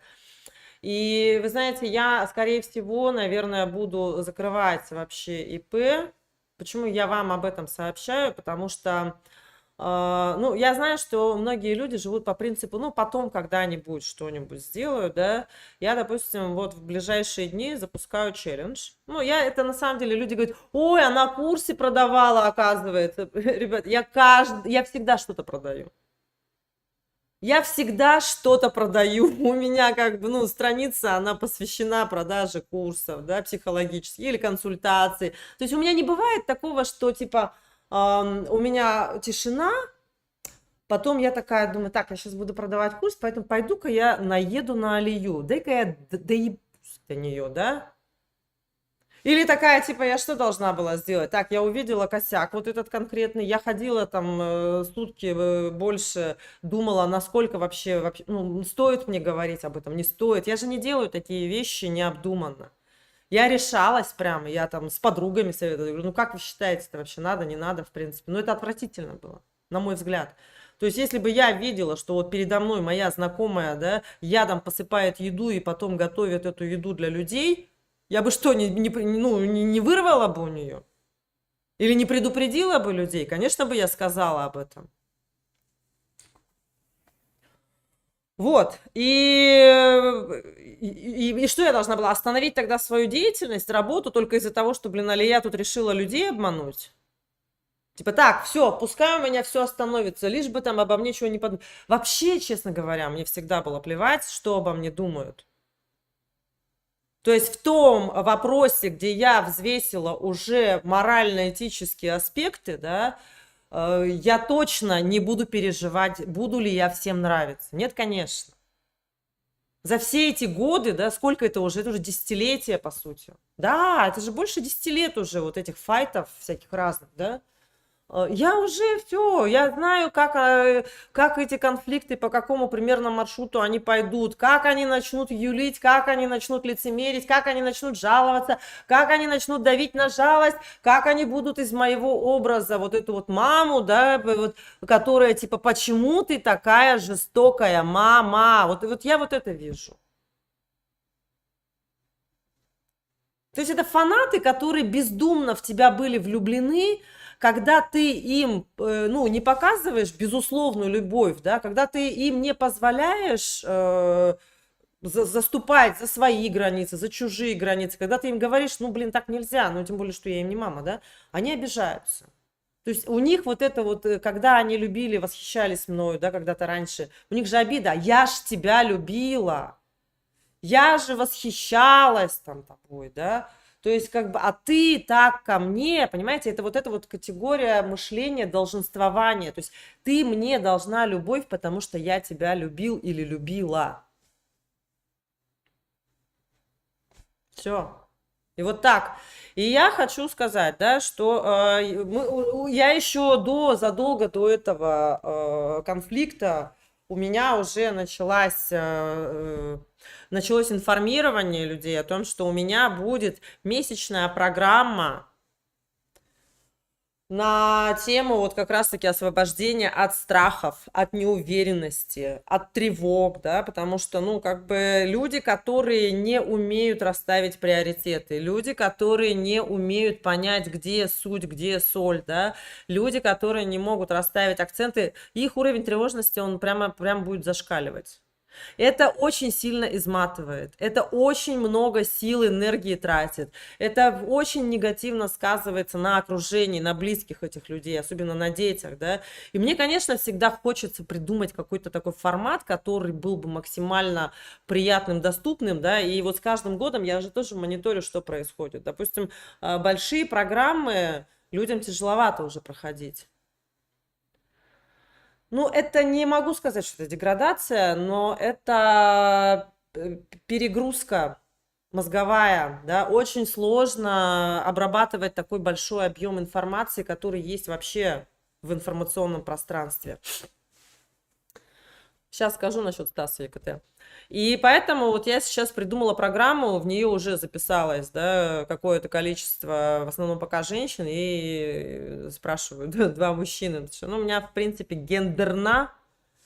нейтральные программы и для мужчин, и для женщин. Вот чтобы вот эту уверенность приобрести, да, чтобы понять, что там, допустим, ты вообще хочешь делать, к чему ты хочешь идти, надо ли тебе это делать или не надо ли тебе это делать, да, и вот спустя месяц, чтобы было, во-первых, четкое понимание и пошаговый план действий на ближайшее время, с учетом уже, да, освободившихся вот пространств внутри, в душе, больше энергии, просто потому что страхи, тревоги ушли лишние, да, и это мы все будем работать при помощи и психологических практик, очень простых, очень удобных, и при помощи коучинговых, то есть это то, что я обычно миксую, да, в своих программах, но те, кто проходил, они знают, что все инструменты абсолютно мощные, рабочие, и которые просто настолько трансформируют людей.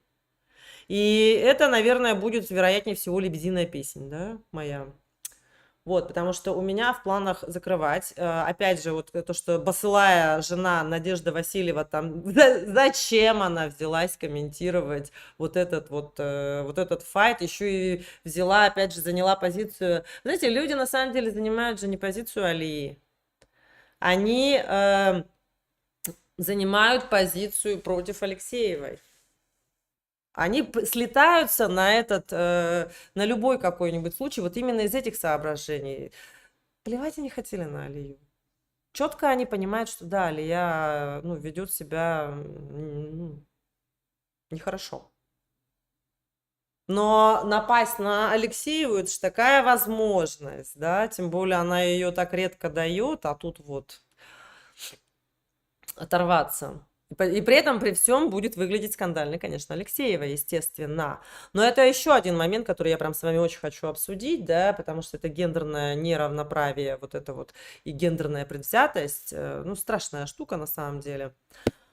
Так вот, вот в эту программу, да, я прямо приглашаю вас, потому что, ну, если я закрою ИП, то я действительно больше не смогу вообще взаимодействовать со своей российской аудиторией. Я, скорее всего, просто буду переходить на другой рынок.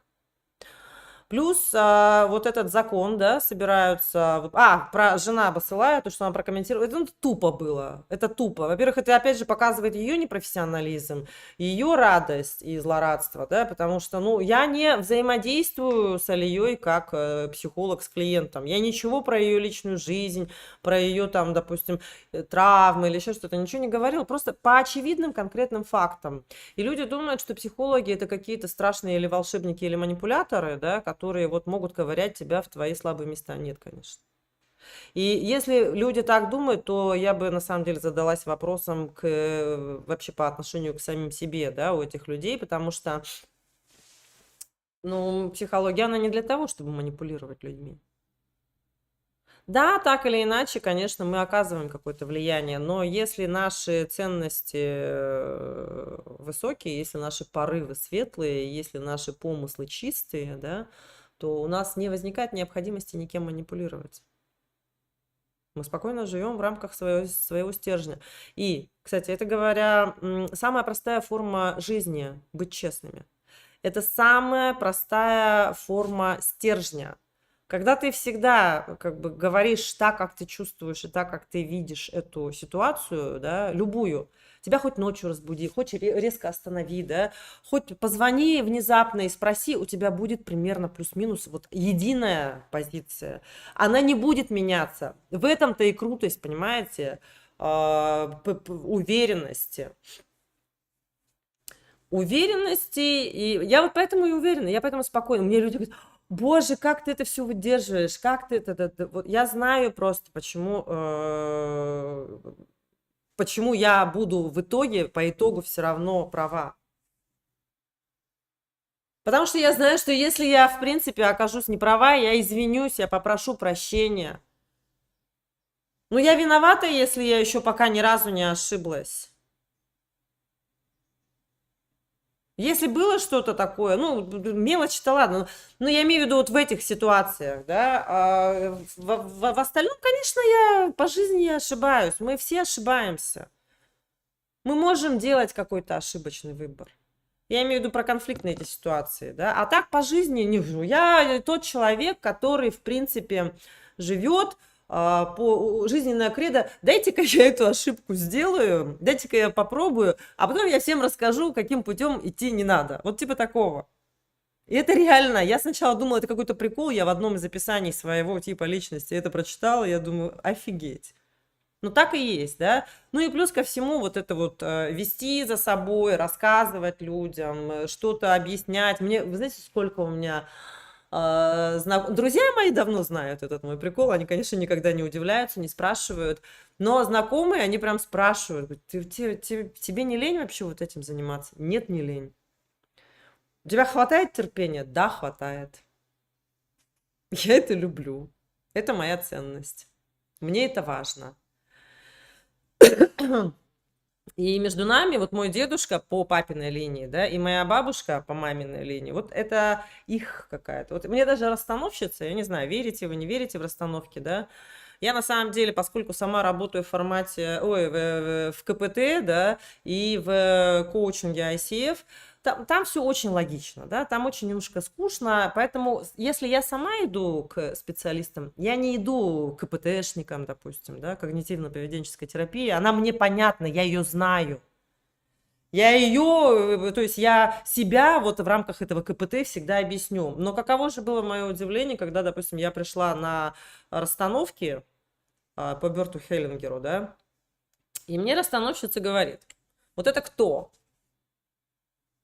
указывая на фигуру дедушки.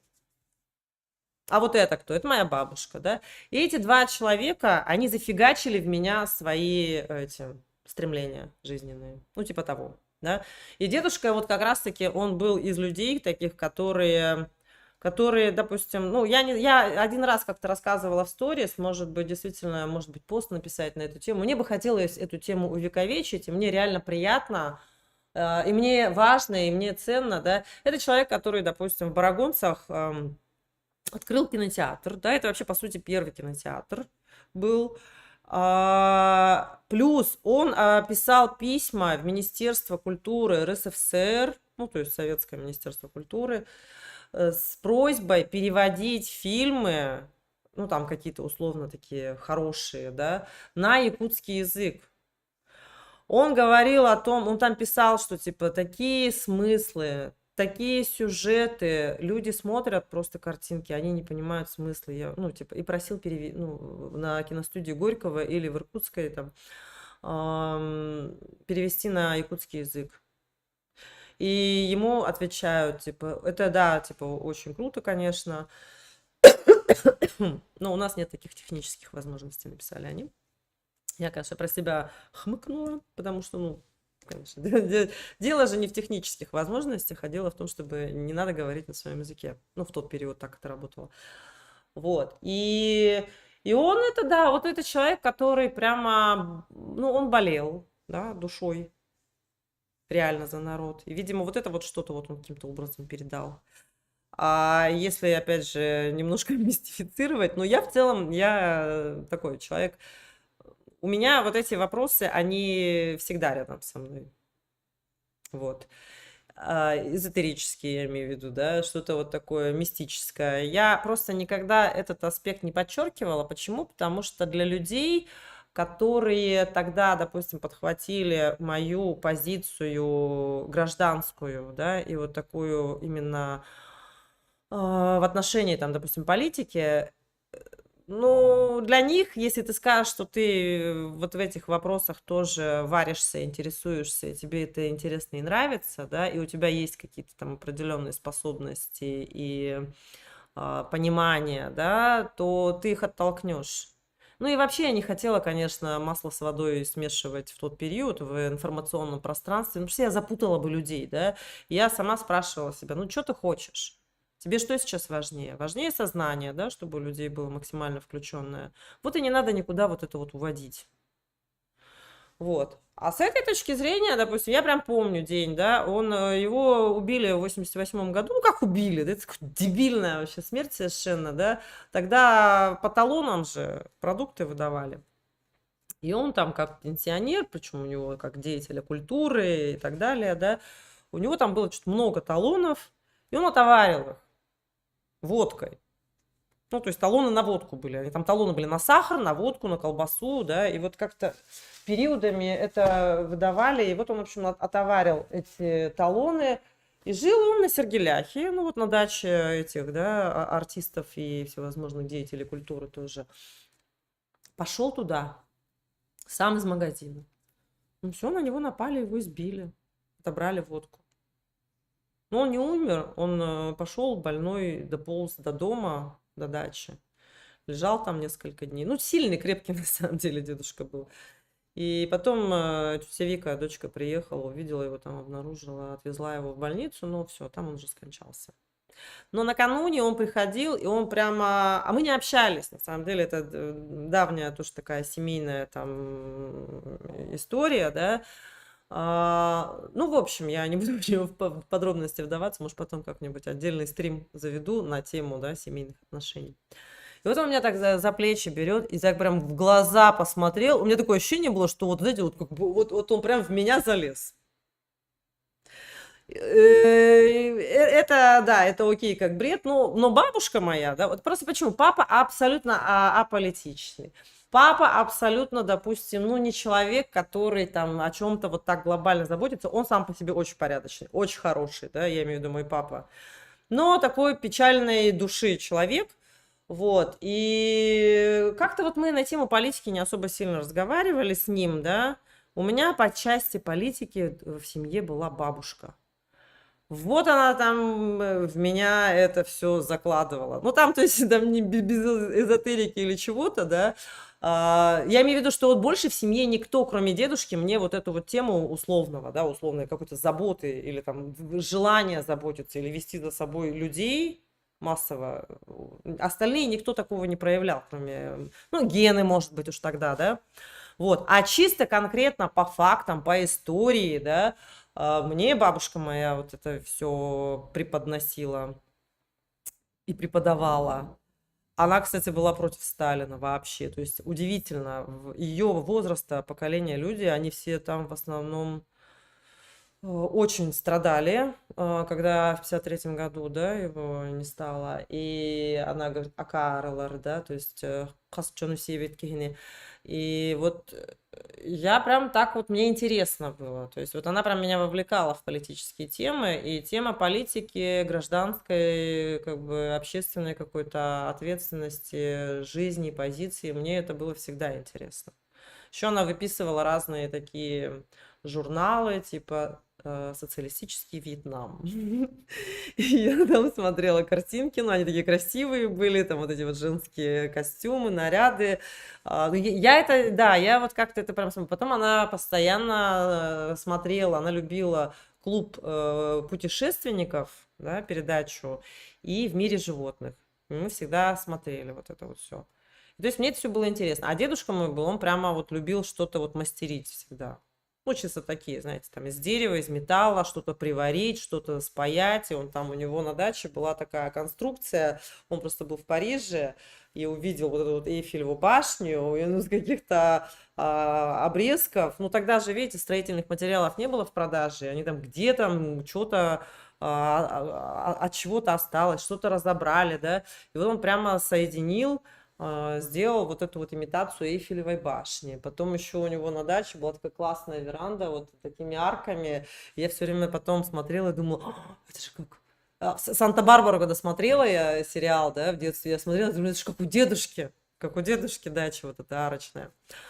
Вот, поэтому я к чему это говорю? Я говорю к тому, что, наверное, возможно, у меня в этой теме чуть больше перекос вовлеченности в, ну, в общественное. Я понимаю, что, может быть, действительно, не знаю. Ну, я достаточно рано начала интересоваться. То есть я помню, когда мне было...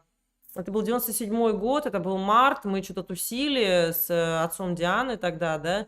И я стою и такая, и начинаю реветь. Он говорит, ты что плачешь?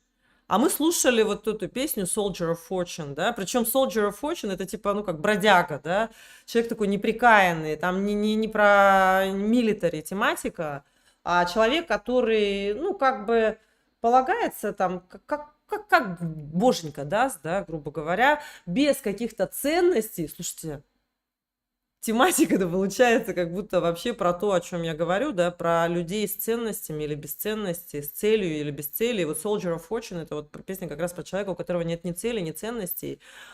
И в итоге он такой говорит, он спрашивает, что ты плачешь? Я говорю, как можно рожать детей в этот мир, где войны, а тогда чеченская же шла. Ой, что ты какую-то фигню несешь? И вот я говорю, это во всем было, это всегда было. Я говорю, это может быть мой перекос. Да? Может быть, и не надо так вообще заморачиваться. Может, надо проще жить, но я по-другому не умею. Вот. Говорить можно так много о себе, о себе. Мария, а о ком вы хотите? Ну, посмотрите в записи это все. А вы думали, что я конкретно весь эфир Максиму во всех этих, да? Мой же эфир. Я же про свое видение хотела рассказать. Вы, наверное, просто не сначала присоединились, потом в записи посмотрите. Я все сказала. Вот. Так, ну что, у нас, в принципе, еще 10 минут. Давайте, это будет уже 2-часовой стрим. Как вам вообще формат стрима?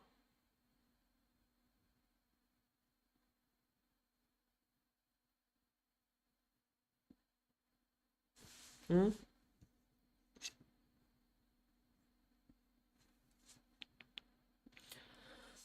Про Надежду Васильеву, кажется, это называлось пассивная агрессия. Да, как бы это ни называлось, это жена пропагандиста, который все сторис мои в эти дни тоже смотрит. Они, наверное, потом садятся и придумывают, что скажет Надежда Васильева.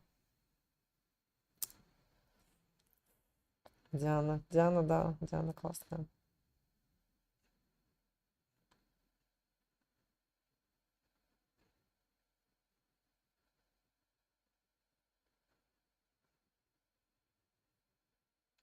О, по поводу Эркина, кстати, да, у меня же с ним тоже было такой, ну, я не знаю. Мне иногда с некоторыми людьми вступать в какие-то диалоги даже, это как избиение младенцев, потому что, ну, ты готовишься вообще к какой-то битве, а там просто жалкий пук. Поэтому, честно говоря, прямо, ну, вообще неохота. То есть я не хотела бы превращаться, знаете, в борца с мошенниками. То есть вообще я считаю, что люди должны раз и навсегда научиться это видеть, научиться этому противостоять. И почему я вообще в целом еще даже эту тему подняла, потому что вот буквально за последнее время мы выявили форму мошенничества, которая есть на всех сайтах и ресурсах по поиску работы, оказывается. Вы представляете, да, то есть люди, допустим, ищут работу. Ну, это понятно, что для людей, которые живут за рубежом, для иммигрантов, для релокантов, да, тема поиска работы удаленная, она крайне важна. Вот, и у меня у знакомой, значит, сын, и они для него искали работу, ну, такую, чтобы она была как бы простая максимально, ну, чтобы какая-то копеечка, да, это просто кошмар. Вы представляете, человек заходит, допустим, на какую-то вакансию, на него вываливается тонны всего, там просто отработанные схемы, и они, например, если блокируют это предложение, появляется вот точно такое же новое. И я вот думаю, людям, которые, допустим, не умеют, ну, не имеют опыта, да, может, впервые обратились, допустим, на эту площадку, или не имеют критического мышления, да, чтобы выявить вот это, вот это мошенничество. Вот им как быть? Ну, понятно, это не одни и те же люди, которые будут квартиры на Пхукете пытаться купить. Вот, ну реально, реально, и когда... вот что я подумала, знаете, про Максиму, да, еще что добавлю. Он так активно что-то взялся за блогеров, хотя вроде бы у него были какие-то классные эти темы про... Слушайте, можно я за водой схожу с вами вместе, да? Налью себе. Хотя вроде бы у него там были неплохие какие-то видео про... Господи, как это называется-то? Какие-то события... про синских девочек, да? Что-то он там, какие-то расследования. Все прочее. Но формат либо разборов, блогеров имеется в виду, либо он интереснее, либо это федеральная повестка. Просто я вот задаюсь вопросом, интересно, он продолжает взаимодействовать с властью или нет? То, что он там, допустим, типа что-то по поводу мэра Григорьева снимал, это не в счет, потому что, Григорьев такой, это же... Если его Сардана Авксентьева чуть ли не на поводке по городу водила, да, накануне выборов. Кстати, вот тоже, да, то есть для меня это вот такая болезненная тема, что, я думаю, что все-таки, мне кажется, однозначно, да, Обедин должен был выиграть. 100%, мне кажется, он должен был выиграть, и это вот прямо те два участка, в которых бросили несколько тысяч голосов, то есть участков, в которых не было вообще изначально. Откуда-то они там вдруг какие-то мобильные или какие-то. Вот, и если бы Виталий был бы мэром, я думаю, это было бы интересное достаточно взаимодействие и противостояние. Но я думаю, что Обедин, наверное, сам рад, что он тогда не выиграл.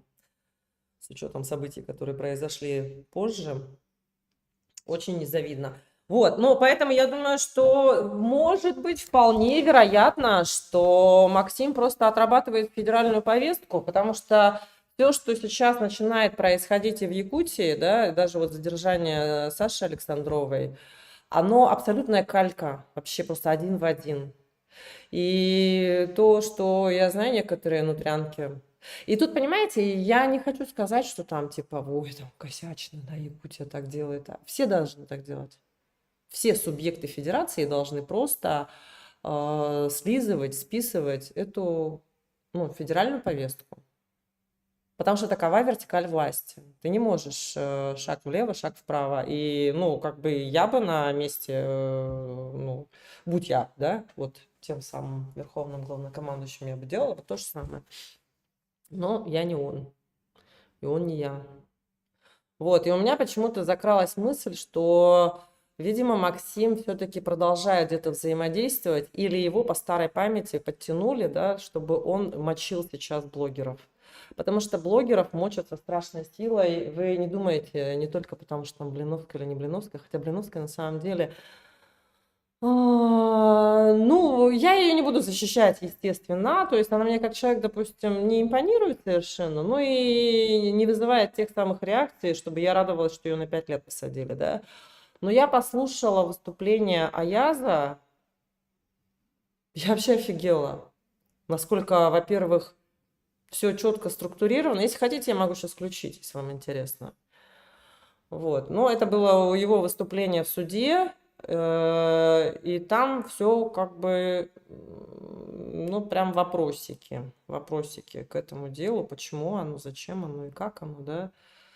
Вот. И я думаю, это все дублируется теперь и на остальные регионы тоже.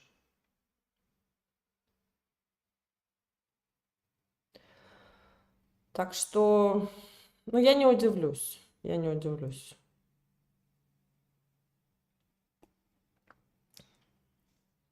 Когда я ему давала интервью в этой передаче на кухне, он мне показался, такой, да, как бы там были кое-какие нюансы, вот, а в целом, такой энергичный, прикольный. Ну, я говорю, да, это поколение Z, они интересные, они специфичные довольно.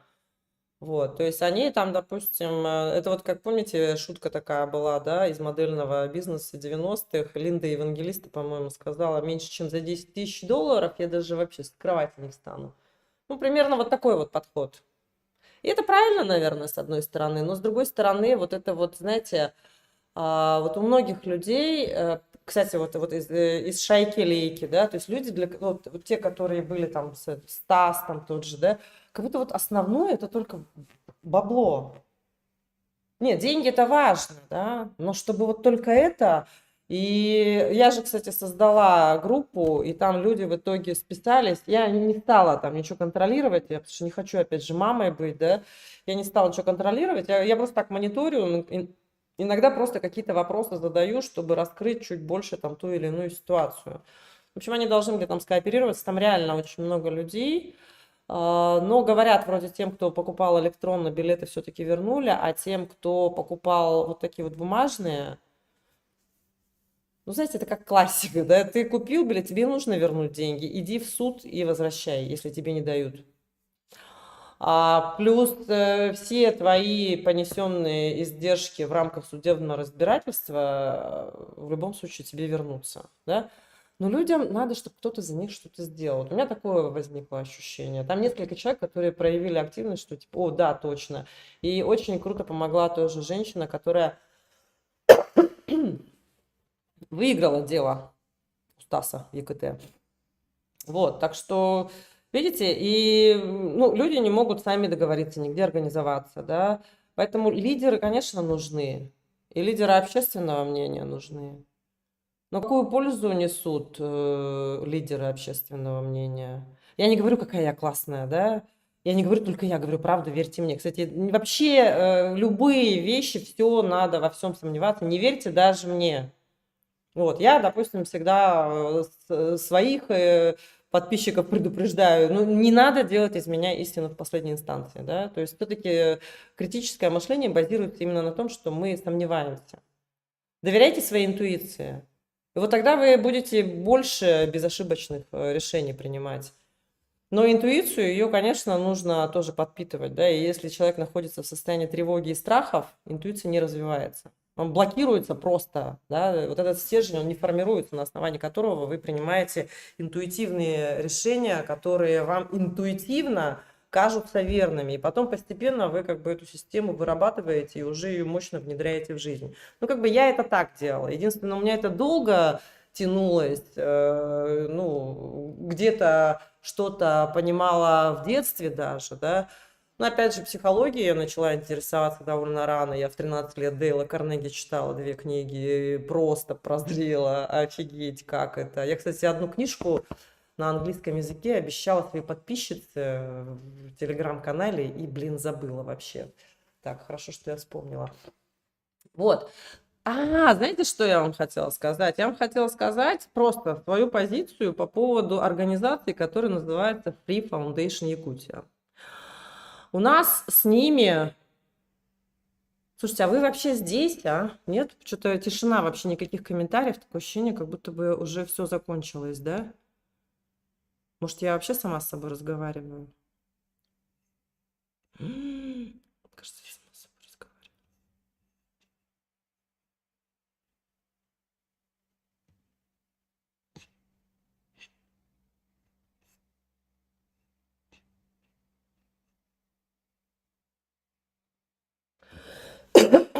Все. Вот.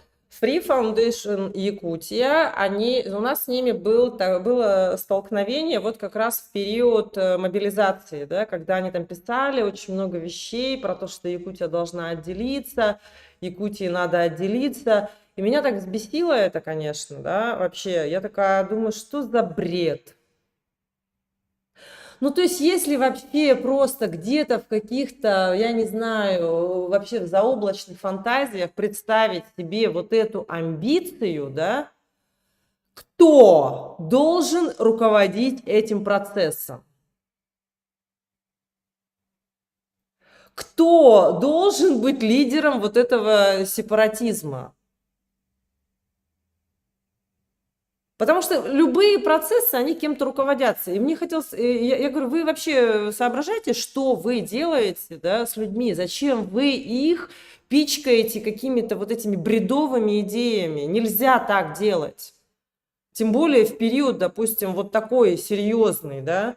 Что вы хотите? Зачем вы пытаетесь сбить с панталыки людей, как бы мотаете их туда-сюда? И в итоге, когда я ее спрашиваю, говорю, цель какая ваша? И мне вот это, я не знаю, ну кто, ну Софья, может быть, там, или как ее звали? Раиса Арзаева, сама лично, или кто там отвечал, да? Они мне пишут, у меня есть это тоже вся переписка, вся сохраненная, ну, такие знаковые вещи я, конечно, сохраняю. Вот, и она, значит, пишет, она говорит, зато Айсен Николаев же это смотрит. Вот честно, я ее чуть дурой не обозвала. Я говорю, так я не поняла, вы для кого стараетесь? Вы стараетесь, чтобы вас Айсен Николаев чтобы увидел? Вот это вот ваша финальная как бы цель, да? При этом вы такие лозунги кидаете. А вы знаете вообще уровень, допустим, вот сколько процентов вообще готовы что-то делать, куда-то отделяться? А есть ли у вас руководители на местах, допустим, для определенных министерств и ведомств? Потому что отделение это подразумевает, ну, прямо целый комплекс вообще вопросов, которые будут связаны, да? Зачем, говорю, вы это делаете? Ну, вот реально мне, допустим, показалось, что вот просто ей зачем-то нужно расшатать вот это вот гражданское сознание. Я прям наехала на нее, говорю, вообще просто больше никогда не отмечайте меня, не ставьте никаких отметок. Я не стала вот это выносить в публичное пространство, потому что я думаю, ну сейчас людей вообще запутаю. К чертям нафиг вообще запутаю, люди запутают, что делать, куда смотреть. Я думаю, все, пускай разбираются, тем более, что это, ну, как бы не суть. Понятно, что никто ничего не будет отделяться, просто мне категорически не понравилось вообще, что вот таким вот образом поступают. Это тоже безответственное отношение к людям. Это тоже людей воспринимать, знаете, как скот. И мне вот это вот прям было противно на вот это смотреть, да. Кстати, схожая ситуация была... ладно, не буду говорить, уже слишком много наговорила. Так, Алена, правда, что вас записали в иноагенты? Ну, нет, меня не записали в иноагенты. Я была в каких-то списках, как мне сказали, да, но в прошлом году я уточняла, сказали, ну, непонятно, непонятно. Вот, поэтому, ну, тут сейчас не можешь ни о чем говорить со стопроцентной уверенностью, но иноагентами-то нет, вы что? Иноагентами называют людей федерального масштаба. Я маленькая рыбка.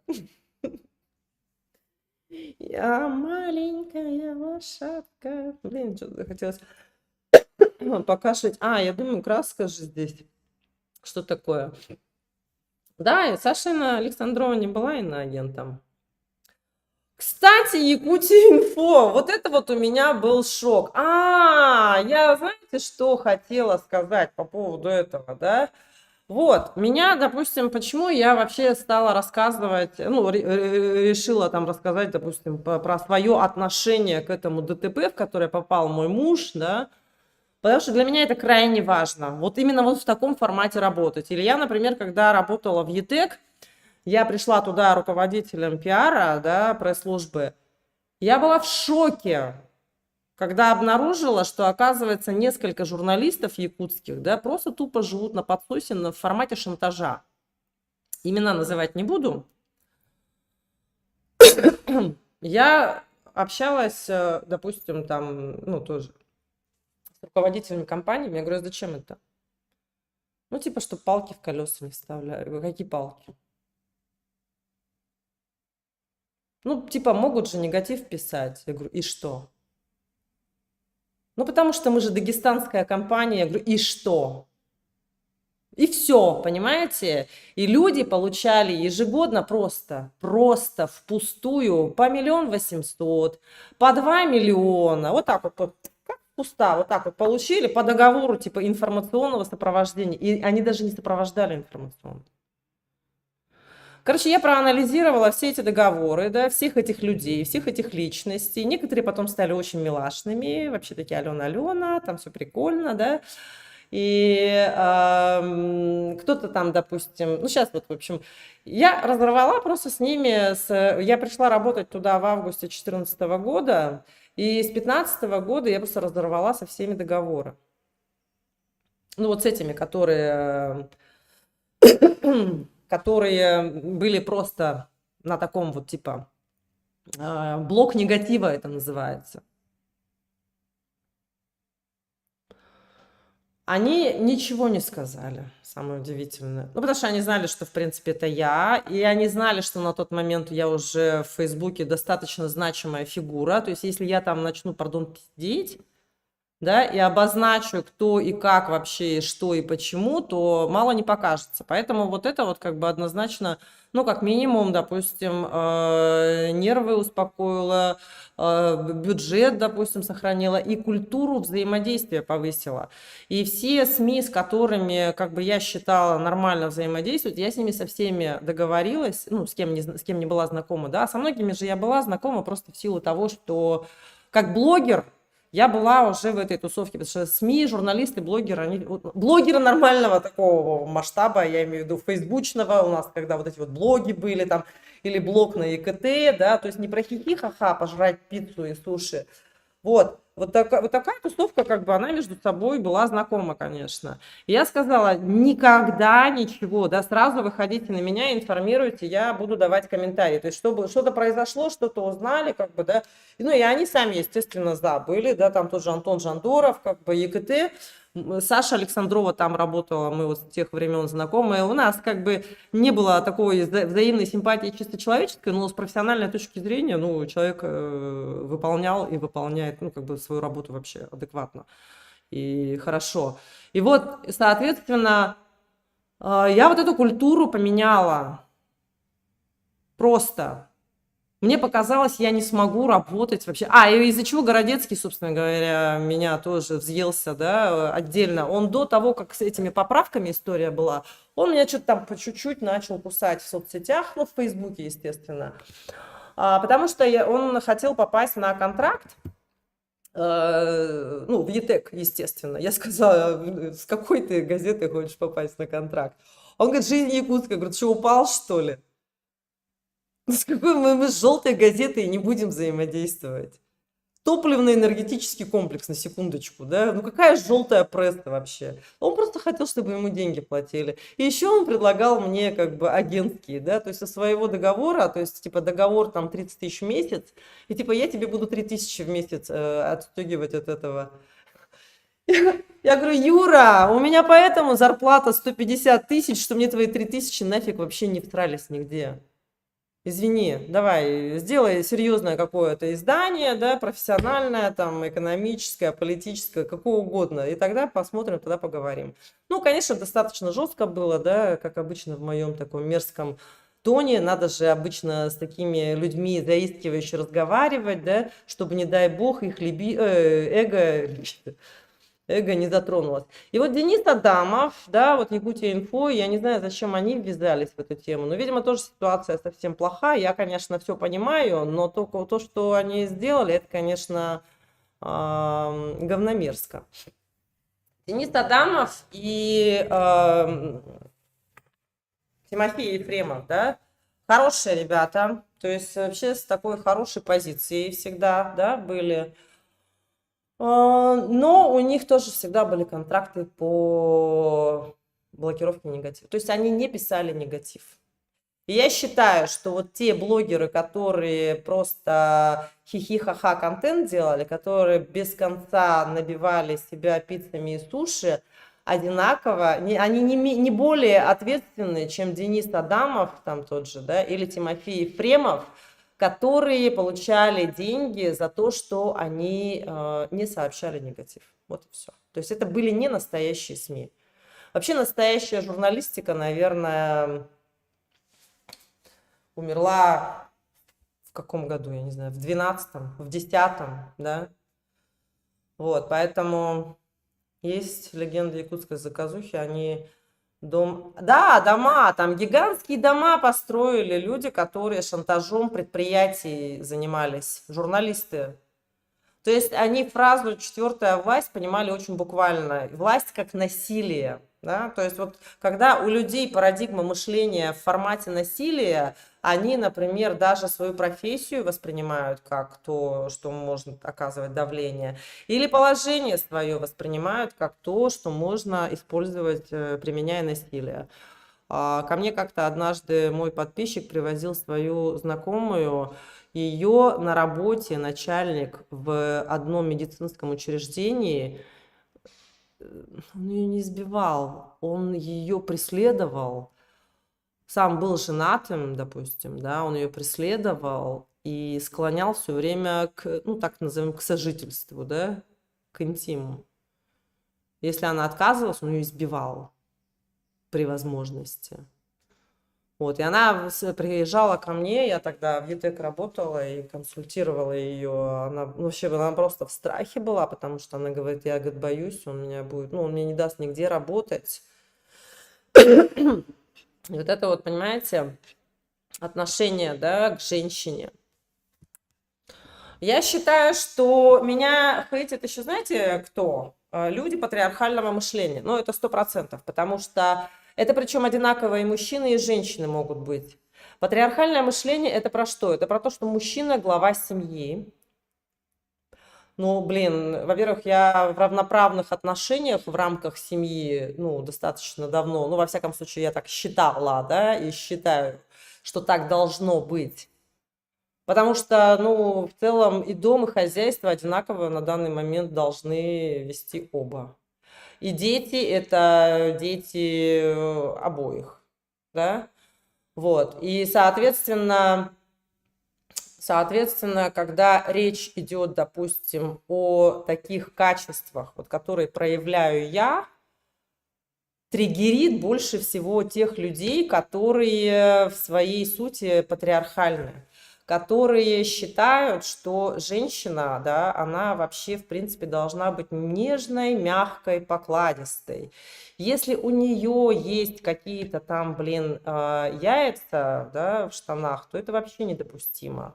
То есть вот эта вот предвзятость, на самом деле, она, ну, мешает развитию общества. И то есть, допустим, если ты такая уверенная, если ты настойчивая, да, Если ты придерживаешься логичной аргументации, то ты агрессивная, ты стерва, ты слишком эмоциональная, ты скандальная, ты конфликтная.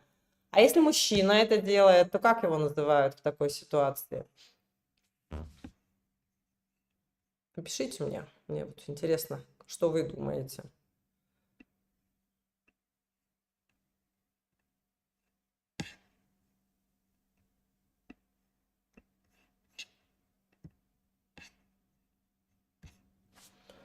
Я про витамины сказала уже, Владимир. Так. Ага, ну я вижу, отставание идет, поэтому, видимо, не сразу идет. Ну, небольшая задержка все равно всегда бывает в таких стримах. Ага. Ну, мужчин, конечно же, назовут, какими их назовут, лидерами. Решительный, он лидер, он решительный, он харизматичный. А вы припомните хотя бы одного лидера такого вот прям решительного, харизматичного, прям лидера? И вот это двойной стандарт на самом деле, да, то есть разные правила, разная оценка и для мужчин, и для женщин в одной и той же ситуации. Потому что женщина должна быть мягкой, уступчивой, заботливой. И, допустим, очень многие люди запрещают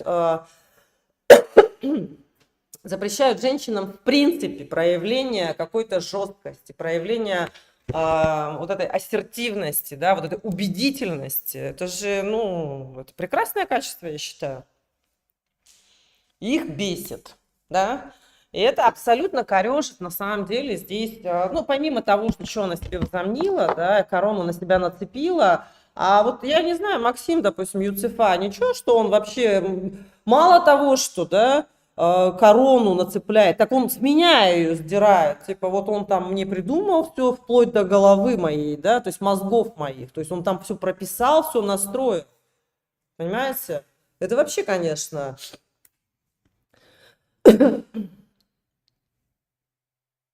И тоже двойные стандарты. То есть к Маганскому одно отношение, к Алие другое. Почему к Алие другое? Если бы про Алию вот эта ситуация вылезла бы, он ее бы вообще бы разнес в пух и прах.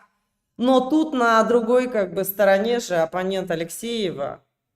Ну, согласитесь, это ненормально. Это ненормально. То есть, учитывая еще вот этот его второй рилс, ну, прям сразу понятно было, откуда ноги растут и что за уши торчат. Сейчас взялись типа за блогеров, да, потому что вообще самый главный враг народа, знаете кто? Самый главный враг народа – это человек экономически свободный. Блогеры демонстрируют и пропагандируют и внедряют в голову мысль о возможности самостоятельно, свободно работать. Блогеры внедряют мысль о том, что можно быть индивидуальным предпринимателем и что-то зарабатывать, и это реально возможно. В системе все-таки выгоднее люди в найме. Поэтому на самом деле были все мои продукты, да, то есть поэтому я всегда говорила, ну, если вы хотите, если у вас есть мечта, надо выходить из найма. Потому что система питается людьми в найме. Они обеспечивают режим. Чем больше в стране масса индивидуальных предпринимателей, тем больше вопросов к власти. Тем больше уверенности и свободы. Тем больше независимости. Не нужны такие люди. Поэтому, если вы думаете, что блогеров сейчас мучают, там, всяко разно, там, правильно их там ловят, садят, да, нет. Это вот как про мышеловку, да? Притча о мышеловке. Вот. Что еще? Поэтому... Слушайте, я думаю, что сохранится. Я очень надеюсь, потому что я говорю, я в первый раз это делаю. И если все получится, то будет круто. Вы мне скажите, пожалуйста, как вам такой формат? И, в принципе, мы на сегодня закончим, потому что уже довольно поздно. Мне надо за сыном ехать. Я его на пару часов отправила к подруге. Вот.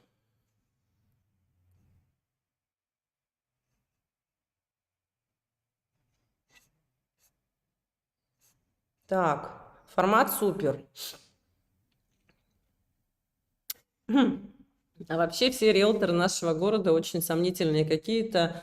Та же, которая Рожину в тюрьму отправила. Ну, кстати, да, та же, которая Рожину в тюрьму отправила, но я, честно говоря, предполагаю, что с уровнем интеллекта там все как бы это грустненько, честно. У меня в этом плане я вот такого мнения, да, об этой тусовке людей. И всегда было такого мнения. Поэтому они точно, ну, просто умеют, ну, как бы у них есть какие-то предложения, и они их продают. Вот и все. Вот и все риэлторство. Ну, честно. Вот как бы вот весь подход, да, понимаете? Чтобы, тем более, ну окей, ладно, в Якутске, допустим, риэлторство, что оно дает, да? То есть просто если человек занят, и ему лень посмотреть какой-то строящийся объект, что ли? Не знаю. И в Москве, например, я когда покупала себе квартиру, да, я обращалась к риэлторам, но все равно сама смотрела. Я у Алии взяла одну консультацию, потому что она сказала, слушай, у меня, говорит, курс весь по риэлторству в России, поэтому, говорит, я тебе даже, говорит, его предлагать не буду, потому что я у нее спрашивала, да, а я, допустим, когда прохожу обучение, мне важно обучаться у человека. То есть я, допустим, не беру курсы, если честно, допустим, вот я посмотрела курсы по риэлторству, да, которые были на тот момент разных вузов, ну сколько тень вообще полнейшая. Ну, я не знаю, это может быть моя деформация, да, но я, допустим, там коучингу обучалась в высшей школе коучинга. Я этому обучалась в Московском институте психоанализа. Я потом, мне этого не хватило, думаю, что-то, блин, не то, да, и я пошла к Юрию Мурадяну в Академию 5 призм, да, я прошла у него 2 ступени, и вот это кайфово. Учиться у Мурадяна, учиться у Рыбиной, учиться у Юли Затуловски, да, это как бы круто. Я люблю личности, я не могу. Поэтому, конечно, что касается риэлторства, ну, я ничего, кроме, допустим, Алии, да, не знала в формате лично.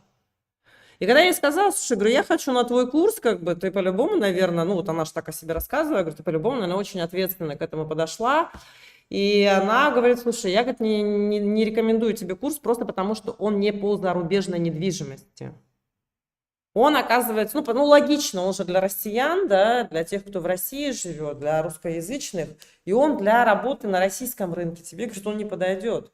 Тебе, говорит, достаточно будет, допустим, ну, консультации. И вот она в тот период тоже как раз хотела взять очередную мою консультацию. Она говорит, ну, давай бартером, как бы. Вот, и все, и она мне рассказала нюансы, и я тогда просто поняла, окей, то есть это вот так, это вот так, это вот так. Я ей сказала, что я хочу этим заниматься, потому что на тот момент, это был 23-й год, я читала в новостях, что с уехавших собираются не только, допустим, при перепродаже недвижимости там, или имущества, да, брать 30%, ну, как бы у меня так, допустим, было, да.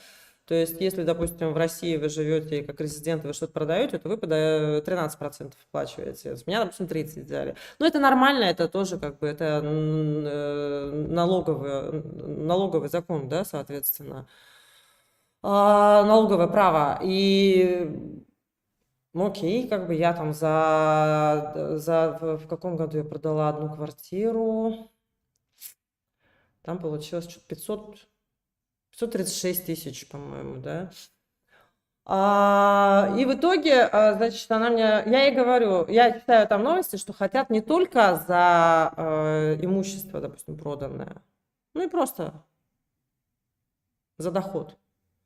И я ей там говорю, да, как бы я хочу пойти здесь работать, то есть мне точно нужна будет какая-то альтернативная работа, потому что если будет такой налог 30%, да, я точно не хочу финансировать все вот эти вот события.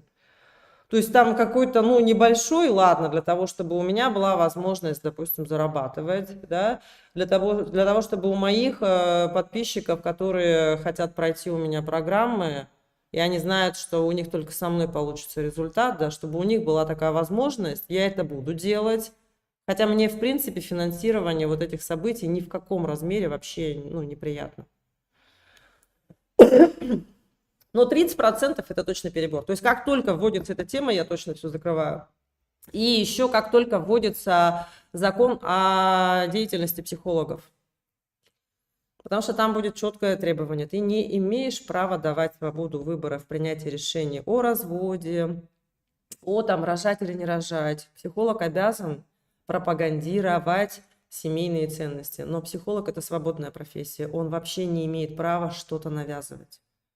Ни развод, ни замужество, ни рождение детей, ни избавление от детей. Он вообще ничего не обязан. Он нейтрален.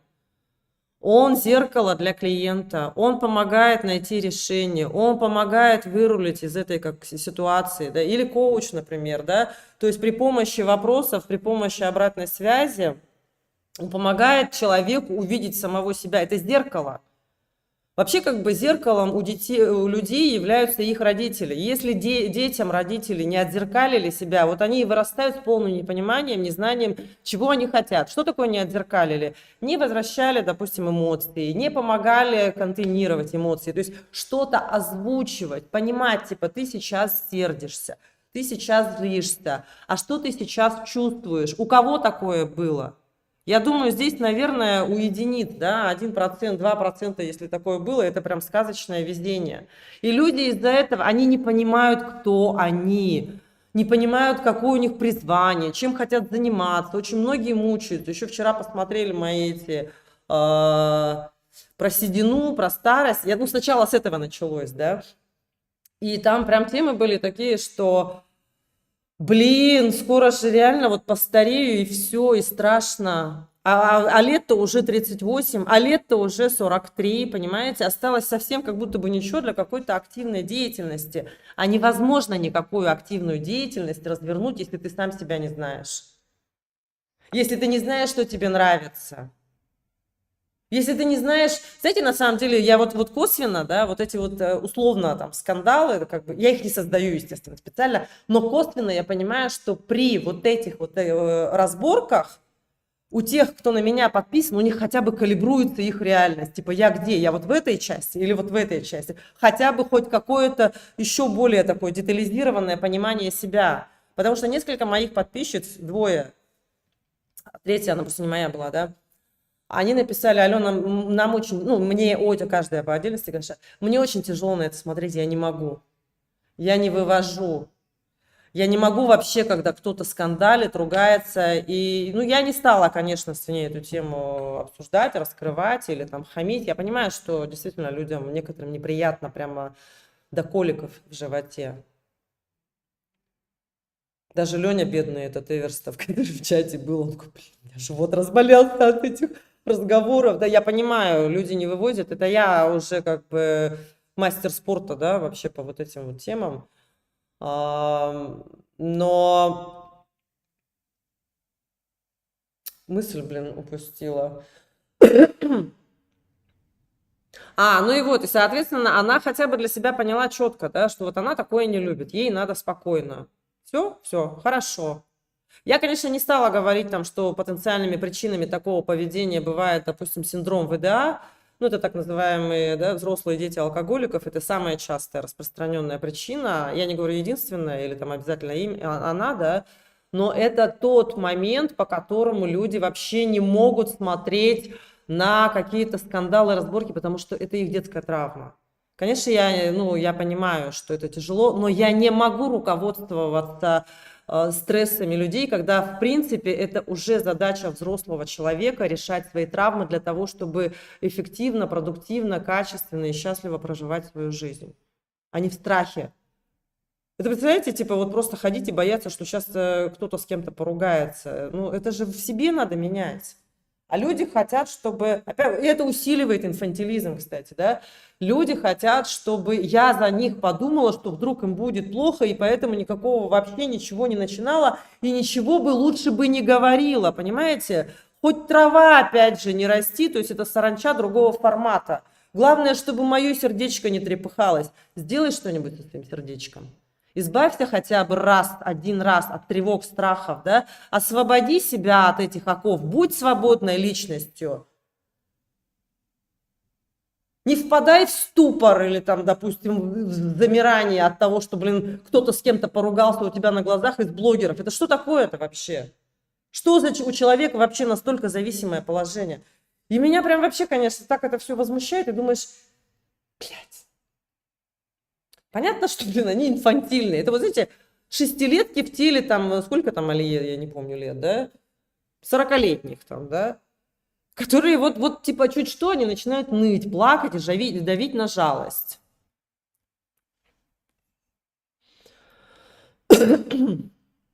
Я во всем готов поддержать Алену, только потому что Алена единственный человек, который действительно вещал в свое время проблемы республики, и не только. Да, сейчас некоторые тоже начинают говорить, а что она сделала, а что такое общественник? Вот у некоторых представление, что общественник это обязательно Антон Васильев, который ходит мусор на улице собирает. Нет, конечно. Общественник это вообще человек, который какие-то общественные вопросы понимает, неважно какого характера, неважно какого плана. Да, я считаю себя общественником. И в психологию я пошла из общественников. Не то, чтобы я прям там не знала, чем мне заняться, и думаю, а дай-ка я пойду в психологию, да. Я начала это все с общественных вопросов и пошла туда, потому что понимала, что дальше доносить мысли людям, а я это уже умела, люди уже благодарили меня за то, что я доношу им какие-то смыслы. Но я поняла, что мне не хватает понимания законов психологии, а это абсолютно, тотально, совершенно стопроцентно законы. Это закономерности, это последовательность. Почему психология является наукой? Это наука. У нее есть свои законы. Она имеет определенную свою математичность, понимаете? И когда я, допустим, говорю, что, да, вот вы пропускаете красные флаги, там мужчина пришел с вами в ресторан ужинать, да, вы там познакомились недавно, но он начинает шпынять официантов, высокомерно с ними разговаривать. Это же красный флаг, ну, это уже настолько голимый красный флаг, который все прекрасно знают, да? Ну, то есть не надо это говорить, что это так. А почему, допустим, если, ну и как бы женщина, в принципе, должна что сделать? Она должна обозначить, что нет. Вот это вот недопустимо, да, как бы вот такое поведение, оно как бы недопустимо, она не будет взаимодействовать с этим человеком. А почему, например, когда я говорю Алие, да, что я не допущу тебя вообще вот с таким подходом? Это не одно и то же. Это одно и то же. Это абсолютно одно и то же. Все постепенно портится. Ни одна любовь, которая в итоге заканчивается плохо, да, она же не начинается сразу, да, с мордобоя. Ни одно домашнее насилие не начинается с битья, не начинается с оскорбления, оно начинается с романтических рыцарских поступков. Потом постепенно это все портится, потом постепенно это тухнет, потом постепенно кто-то просто игнорирует красные флаги и думает, ну как-то оно само там изменится. Не изменится, я точно знаю. И на личном опыте знаю, что не изменится. И на опыте того, как засрали вообще, да, блогеры своим тупым мышлением, часть, не все, естественно не все, но очень много таких блогеров. Которые типа, давайте мы будем, рожать мулатиков. Мулатиков рожать. Нет, я ничего не имею против национальности. Там на меня, кстати, подписчица моя, да, и вот общая с этой Анной, обиделась, что типа я имею что-то против африканцев. Нет, конечно. Меня сам подход убил, и люди не услышали некоторые просто в этом гомоне тоже, да, что как можно рожать на заказ мулатиков. Вот сама фраза звучит просто дебильно. Неважно, какой национальности вы детей, но вы как бы просто понимаете, любовь, не любовь, самое главное, что это должна быть там, ну, типа селекция, да, какая-то. Идея сама по себе тоже неплохая. Вообще кровь новая нужна, да, застойная кровь, когда, ну, как бы не разбавляется, это на самом деле не очень хорошо. Ну, конечно, не сравнить с династией Габсбургов, но тем не менее, да. Вот, и понимаете, вот там всегда в основе какие-то вещи, которые, ну, понимаете, если человек говорит, надо родить мулатиков, он, значит, воспринимает детей не как личностей.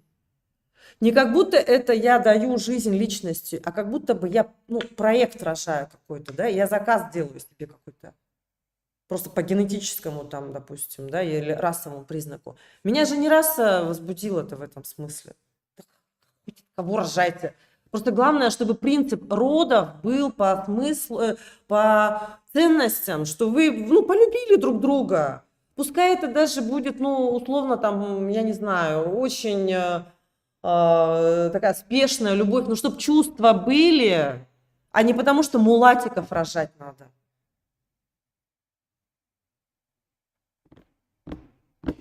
Или вчера тоже, как бы, ну, это на самом деле очень избитая тема, да, когда тоже мне на тему климакса общались. Хорошо, я себе дочку родила, говорит подписчица одна моя, хоть она будет за мной приглядывать в старости. И вот меня просто рука-лицо каждый раз. Потому что это тоже, ну, зачем вы целых детей рожаете, чтобы делать их потом обслугой? Тоже патриархальное мышление. Роди девочку, чтобы она была тебе помогайкой, да? Стакан воды носила. Это что за людоедство?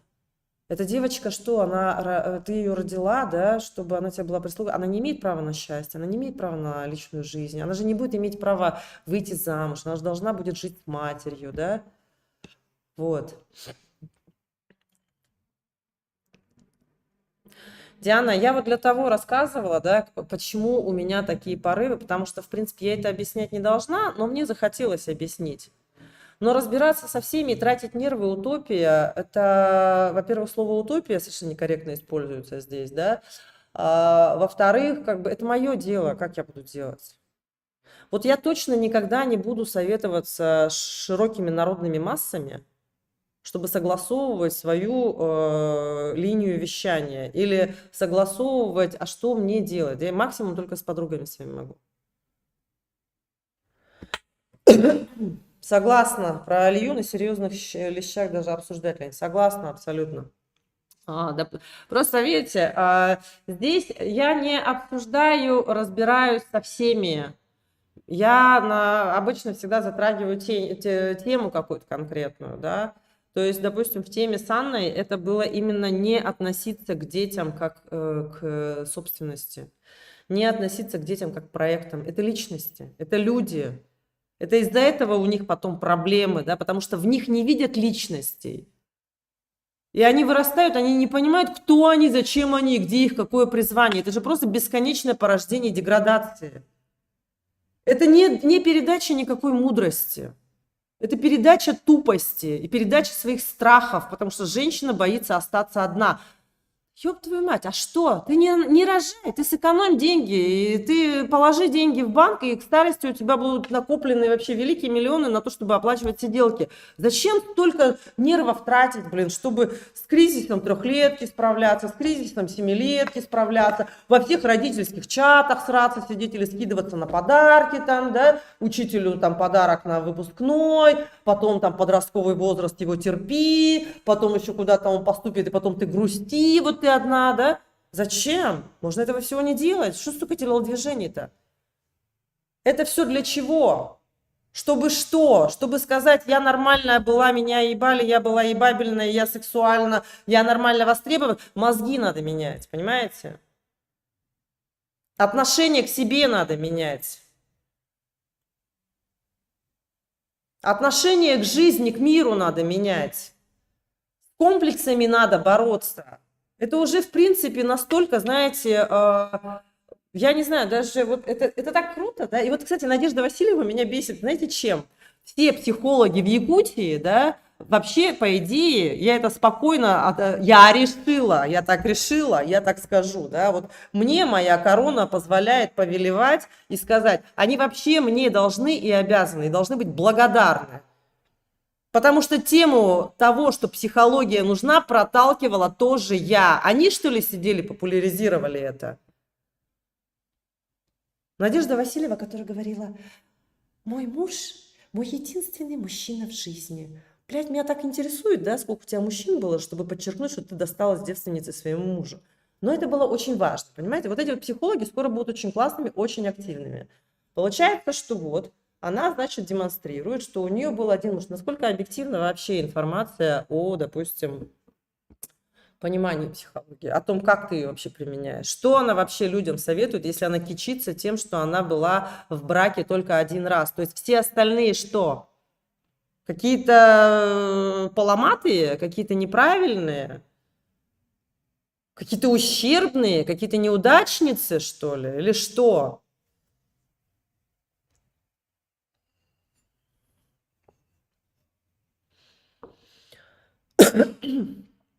Вот. Видите, очень классный формат. Я думаю, что действительно можно будет его время от времени пробовать. В целом, конечно, мне надо реанимировать свой YouTube-канал. Я бы хотела, может быть, какие-то тематические форматы в виде стрим, ну, чтобы это можно было подольше и спокойно пообщаться, да, прям с вопросами. Может быть, я бы, допустим, какую-то тему тоже четкую, более узкую, не такую обширную, конечно, обозначала. И потом, соответственно, если вам это интересно, и вы могли бы задавать интересующие вас вопросы, и мы бы на эту тему общались. Вот. А так у меня вообще в целом еще и формат коротких, там 15-20 минутных видео я планирую, я очень-очень сильно планирую. Вот. И... ну я вас приглашаю на свою программу, которая начинается на следующей неделе. Это челлендж, называется «Рестарт», чтобы вы перестали откладывать свою жизнь на потом, чтобы вы, наконец, начали уже либо действовать, либо отбросили какие-то неактуальные, неистинные планы, цели или, может быть, даже мечтания, потому что это то, что выжирает уйму энергии. Вот я знаю по себе, почему, в принципе, я всегда часто много что-то пробую, да, потому что пробую я это с целью, если это не мое, я просто освобожу пространство и больше не буду даже думать об этом. Или, во всяком случае, я хотя бы приобрету какой-то ценный или не очень опыт, да, и буду ориентироваться в этом. Вот, если у вас затыки именно с тем, что вы не можете понять, как там, куда двигаться дальше, неважно в какой сфере, в отношениях, да, в работе, стоит ли уходить, не стоит ли уходить. Ну и вообще в целом это будет, я думаю, однозначно классная тусовка, потому что 100% уверена, мои хейтеры туда не пойдут, да. То есть это будет однозначно приятное общение, это будут люди, которые все равно заряжены на осознанное, которые являются думающими. И мы, конечно, там будем еще и секретничать, и какие-то темы свои в закрытом формате обсуждать. Вот, и это очень ценно и очень приятно. Я сама его буду проходить. То есть я не только буду тем человеком, который будет скидывать задания каждый день. То есть каждый день с понедельника по пятницу будут задания очень легкие, очень реализуемые, абсолютно этичные. Никто никуда не пойдет на улицу с утюгом в руках и с полотенцем на голове, да. То есть я никогда таких заданий не придумываю, только то, что позволит вам сейчас расчистить ваше пространство, убрать вот эту вот мыслемешалку, да, или жвачку мыслительную в голове, чтобы вы, наконец, начали, допустим, кто как, да, кто-то реализовывает свои желания, кто-то двигаться в направлении бизнеса, очень много желающих все-таки его открыть, но никак не могут решиться, да. Я вам прям рекомендую пробовать это. Однозначно это нужно, это стоит, это классный опыт. Вы во всяком случае будете понимать, потому что без этого опыта, если у вас есть желание, еще раз подчеркну, да, нет желания, ну, как бы окей, не все обязаны, не все хотят, не все должны. Но если есть желание, обязательно попробуйте, вы будете себя корить за то, что не попробовали. Время летит быстро, реально. Вот я там вчера прокладки показывала, потом с приятельницей общалась из Якутска, говорит, у меня уже климакс типа наступил, говорит. И самое, говорит, смешное, но она позитивно к этому относится, нормально, как бы адекватно. Она говорит, самое смешное, что колени, говорит, реально начинают мерзнуть.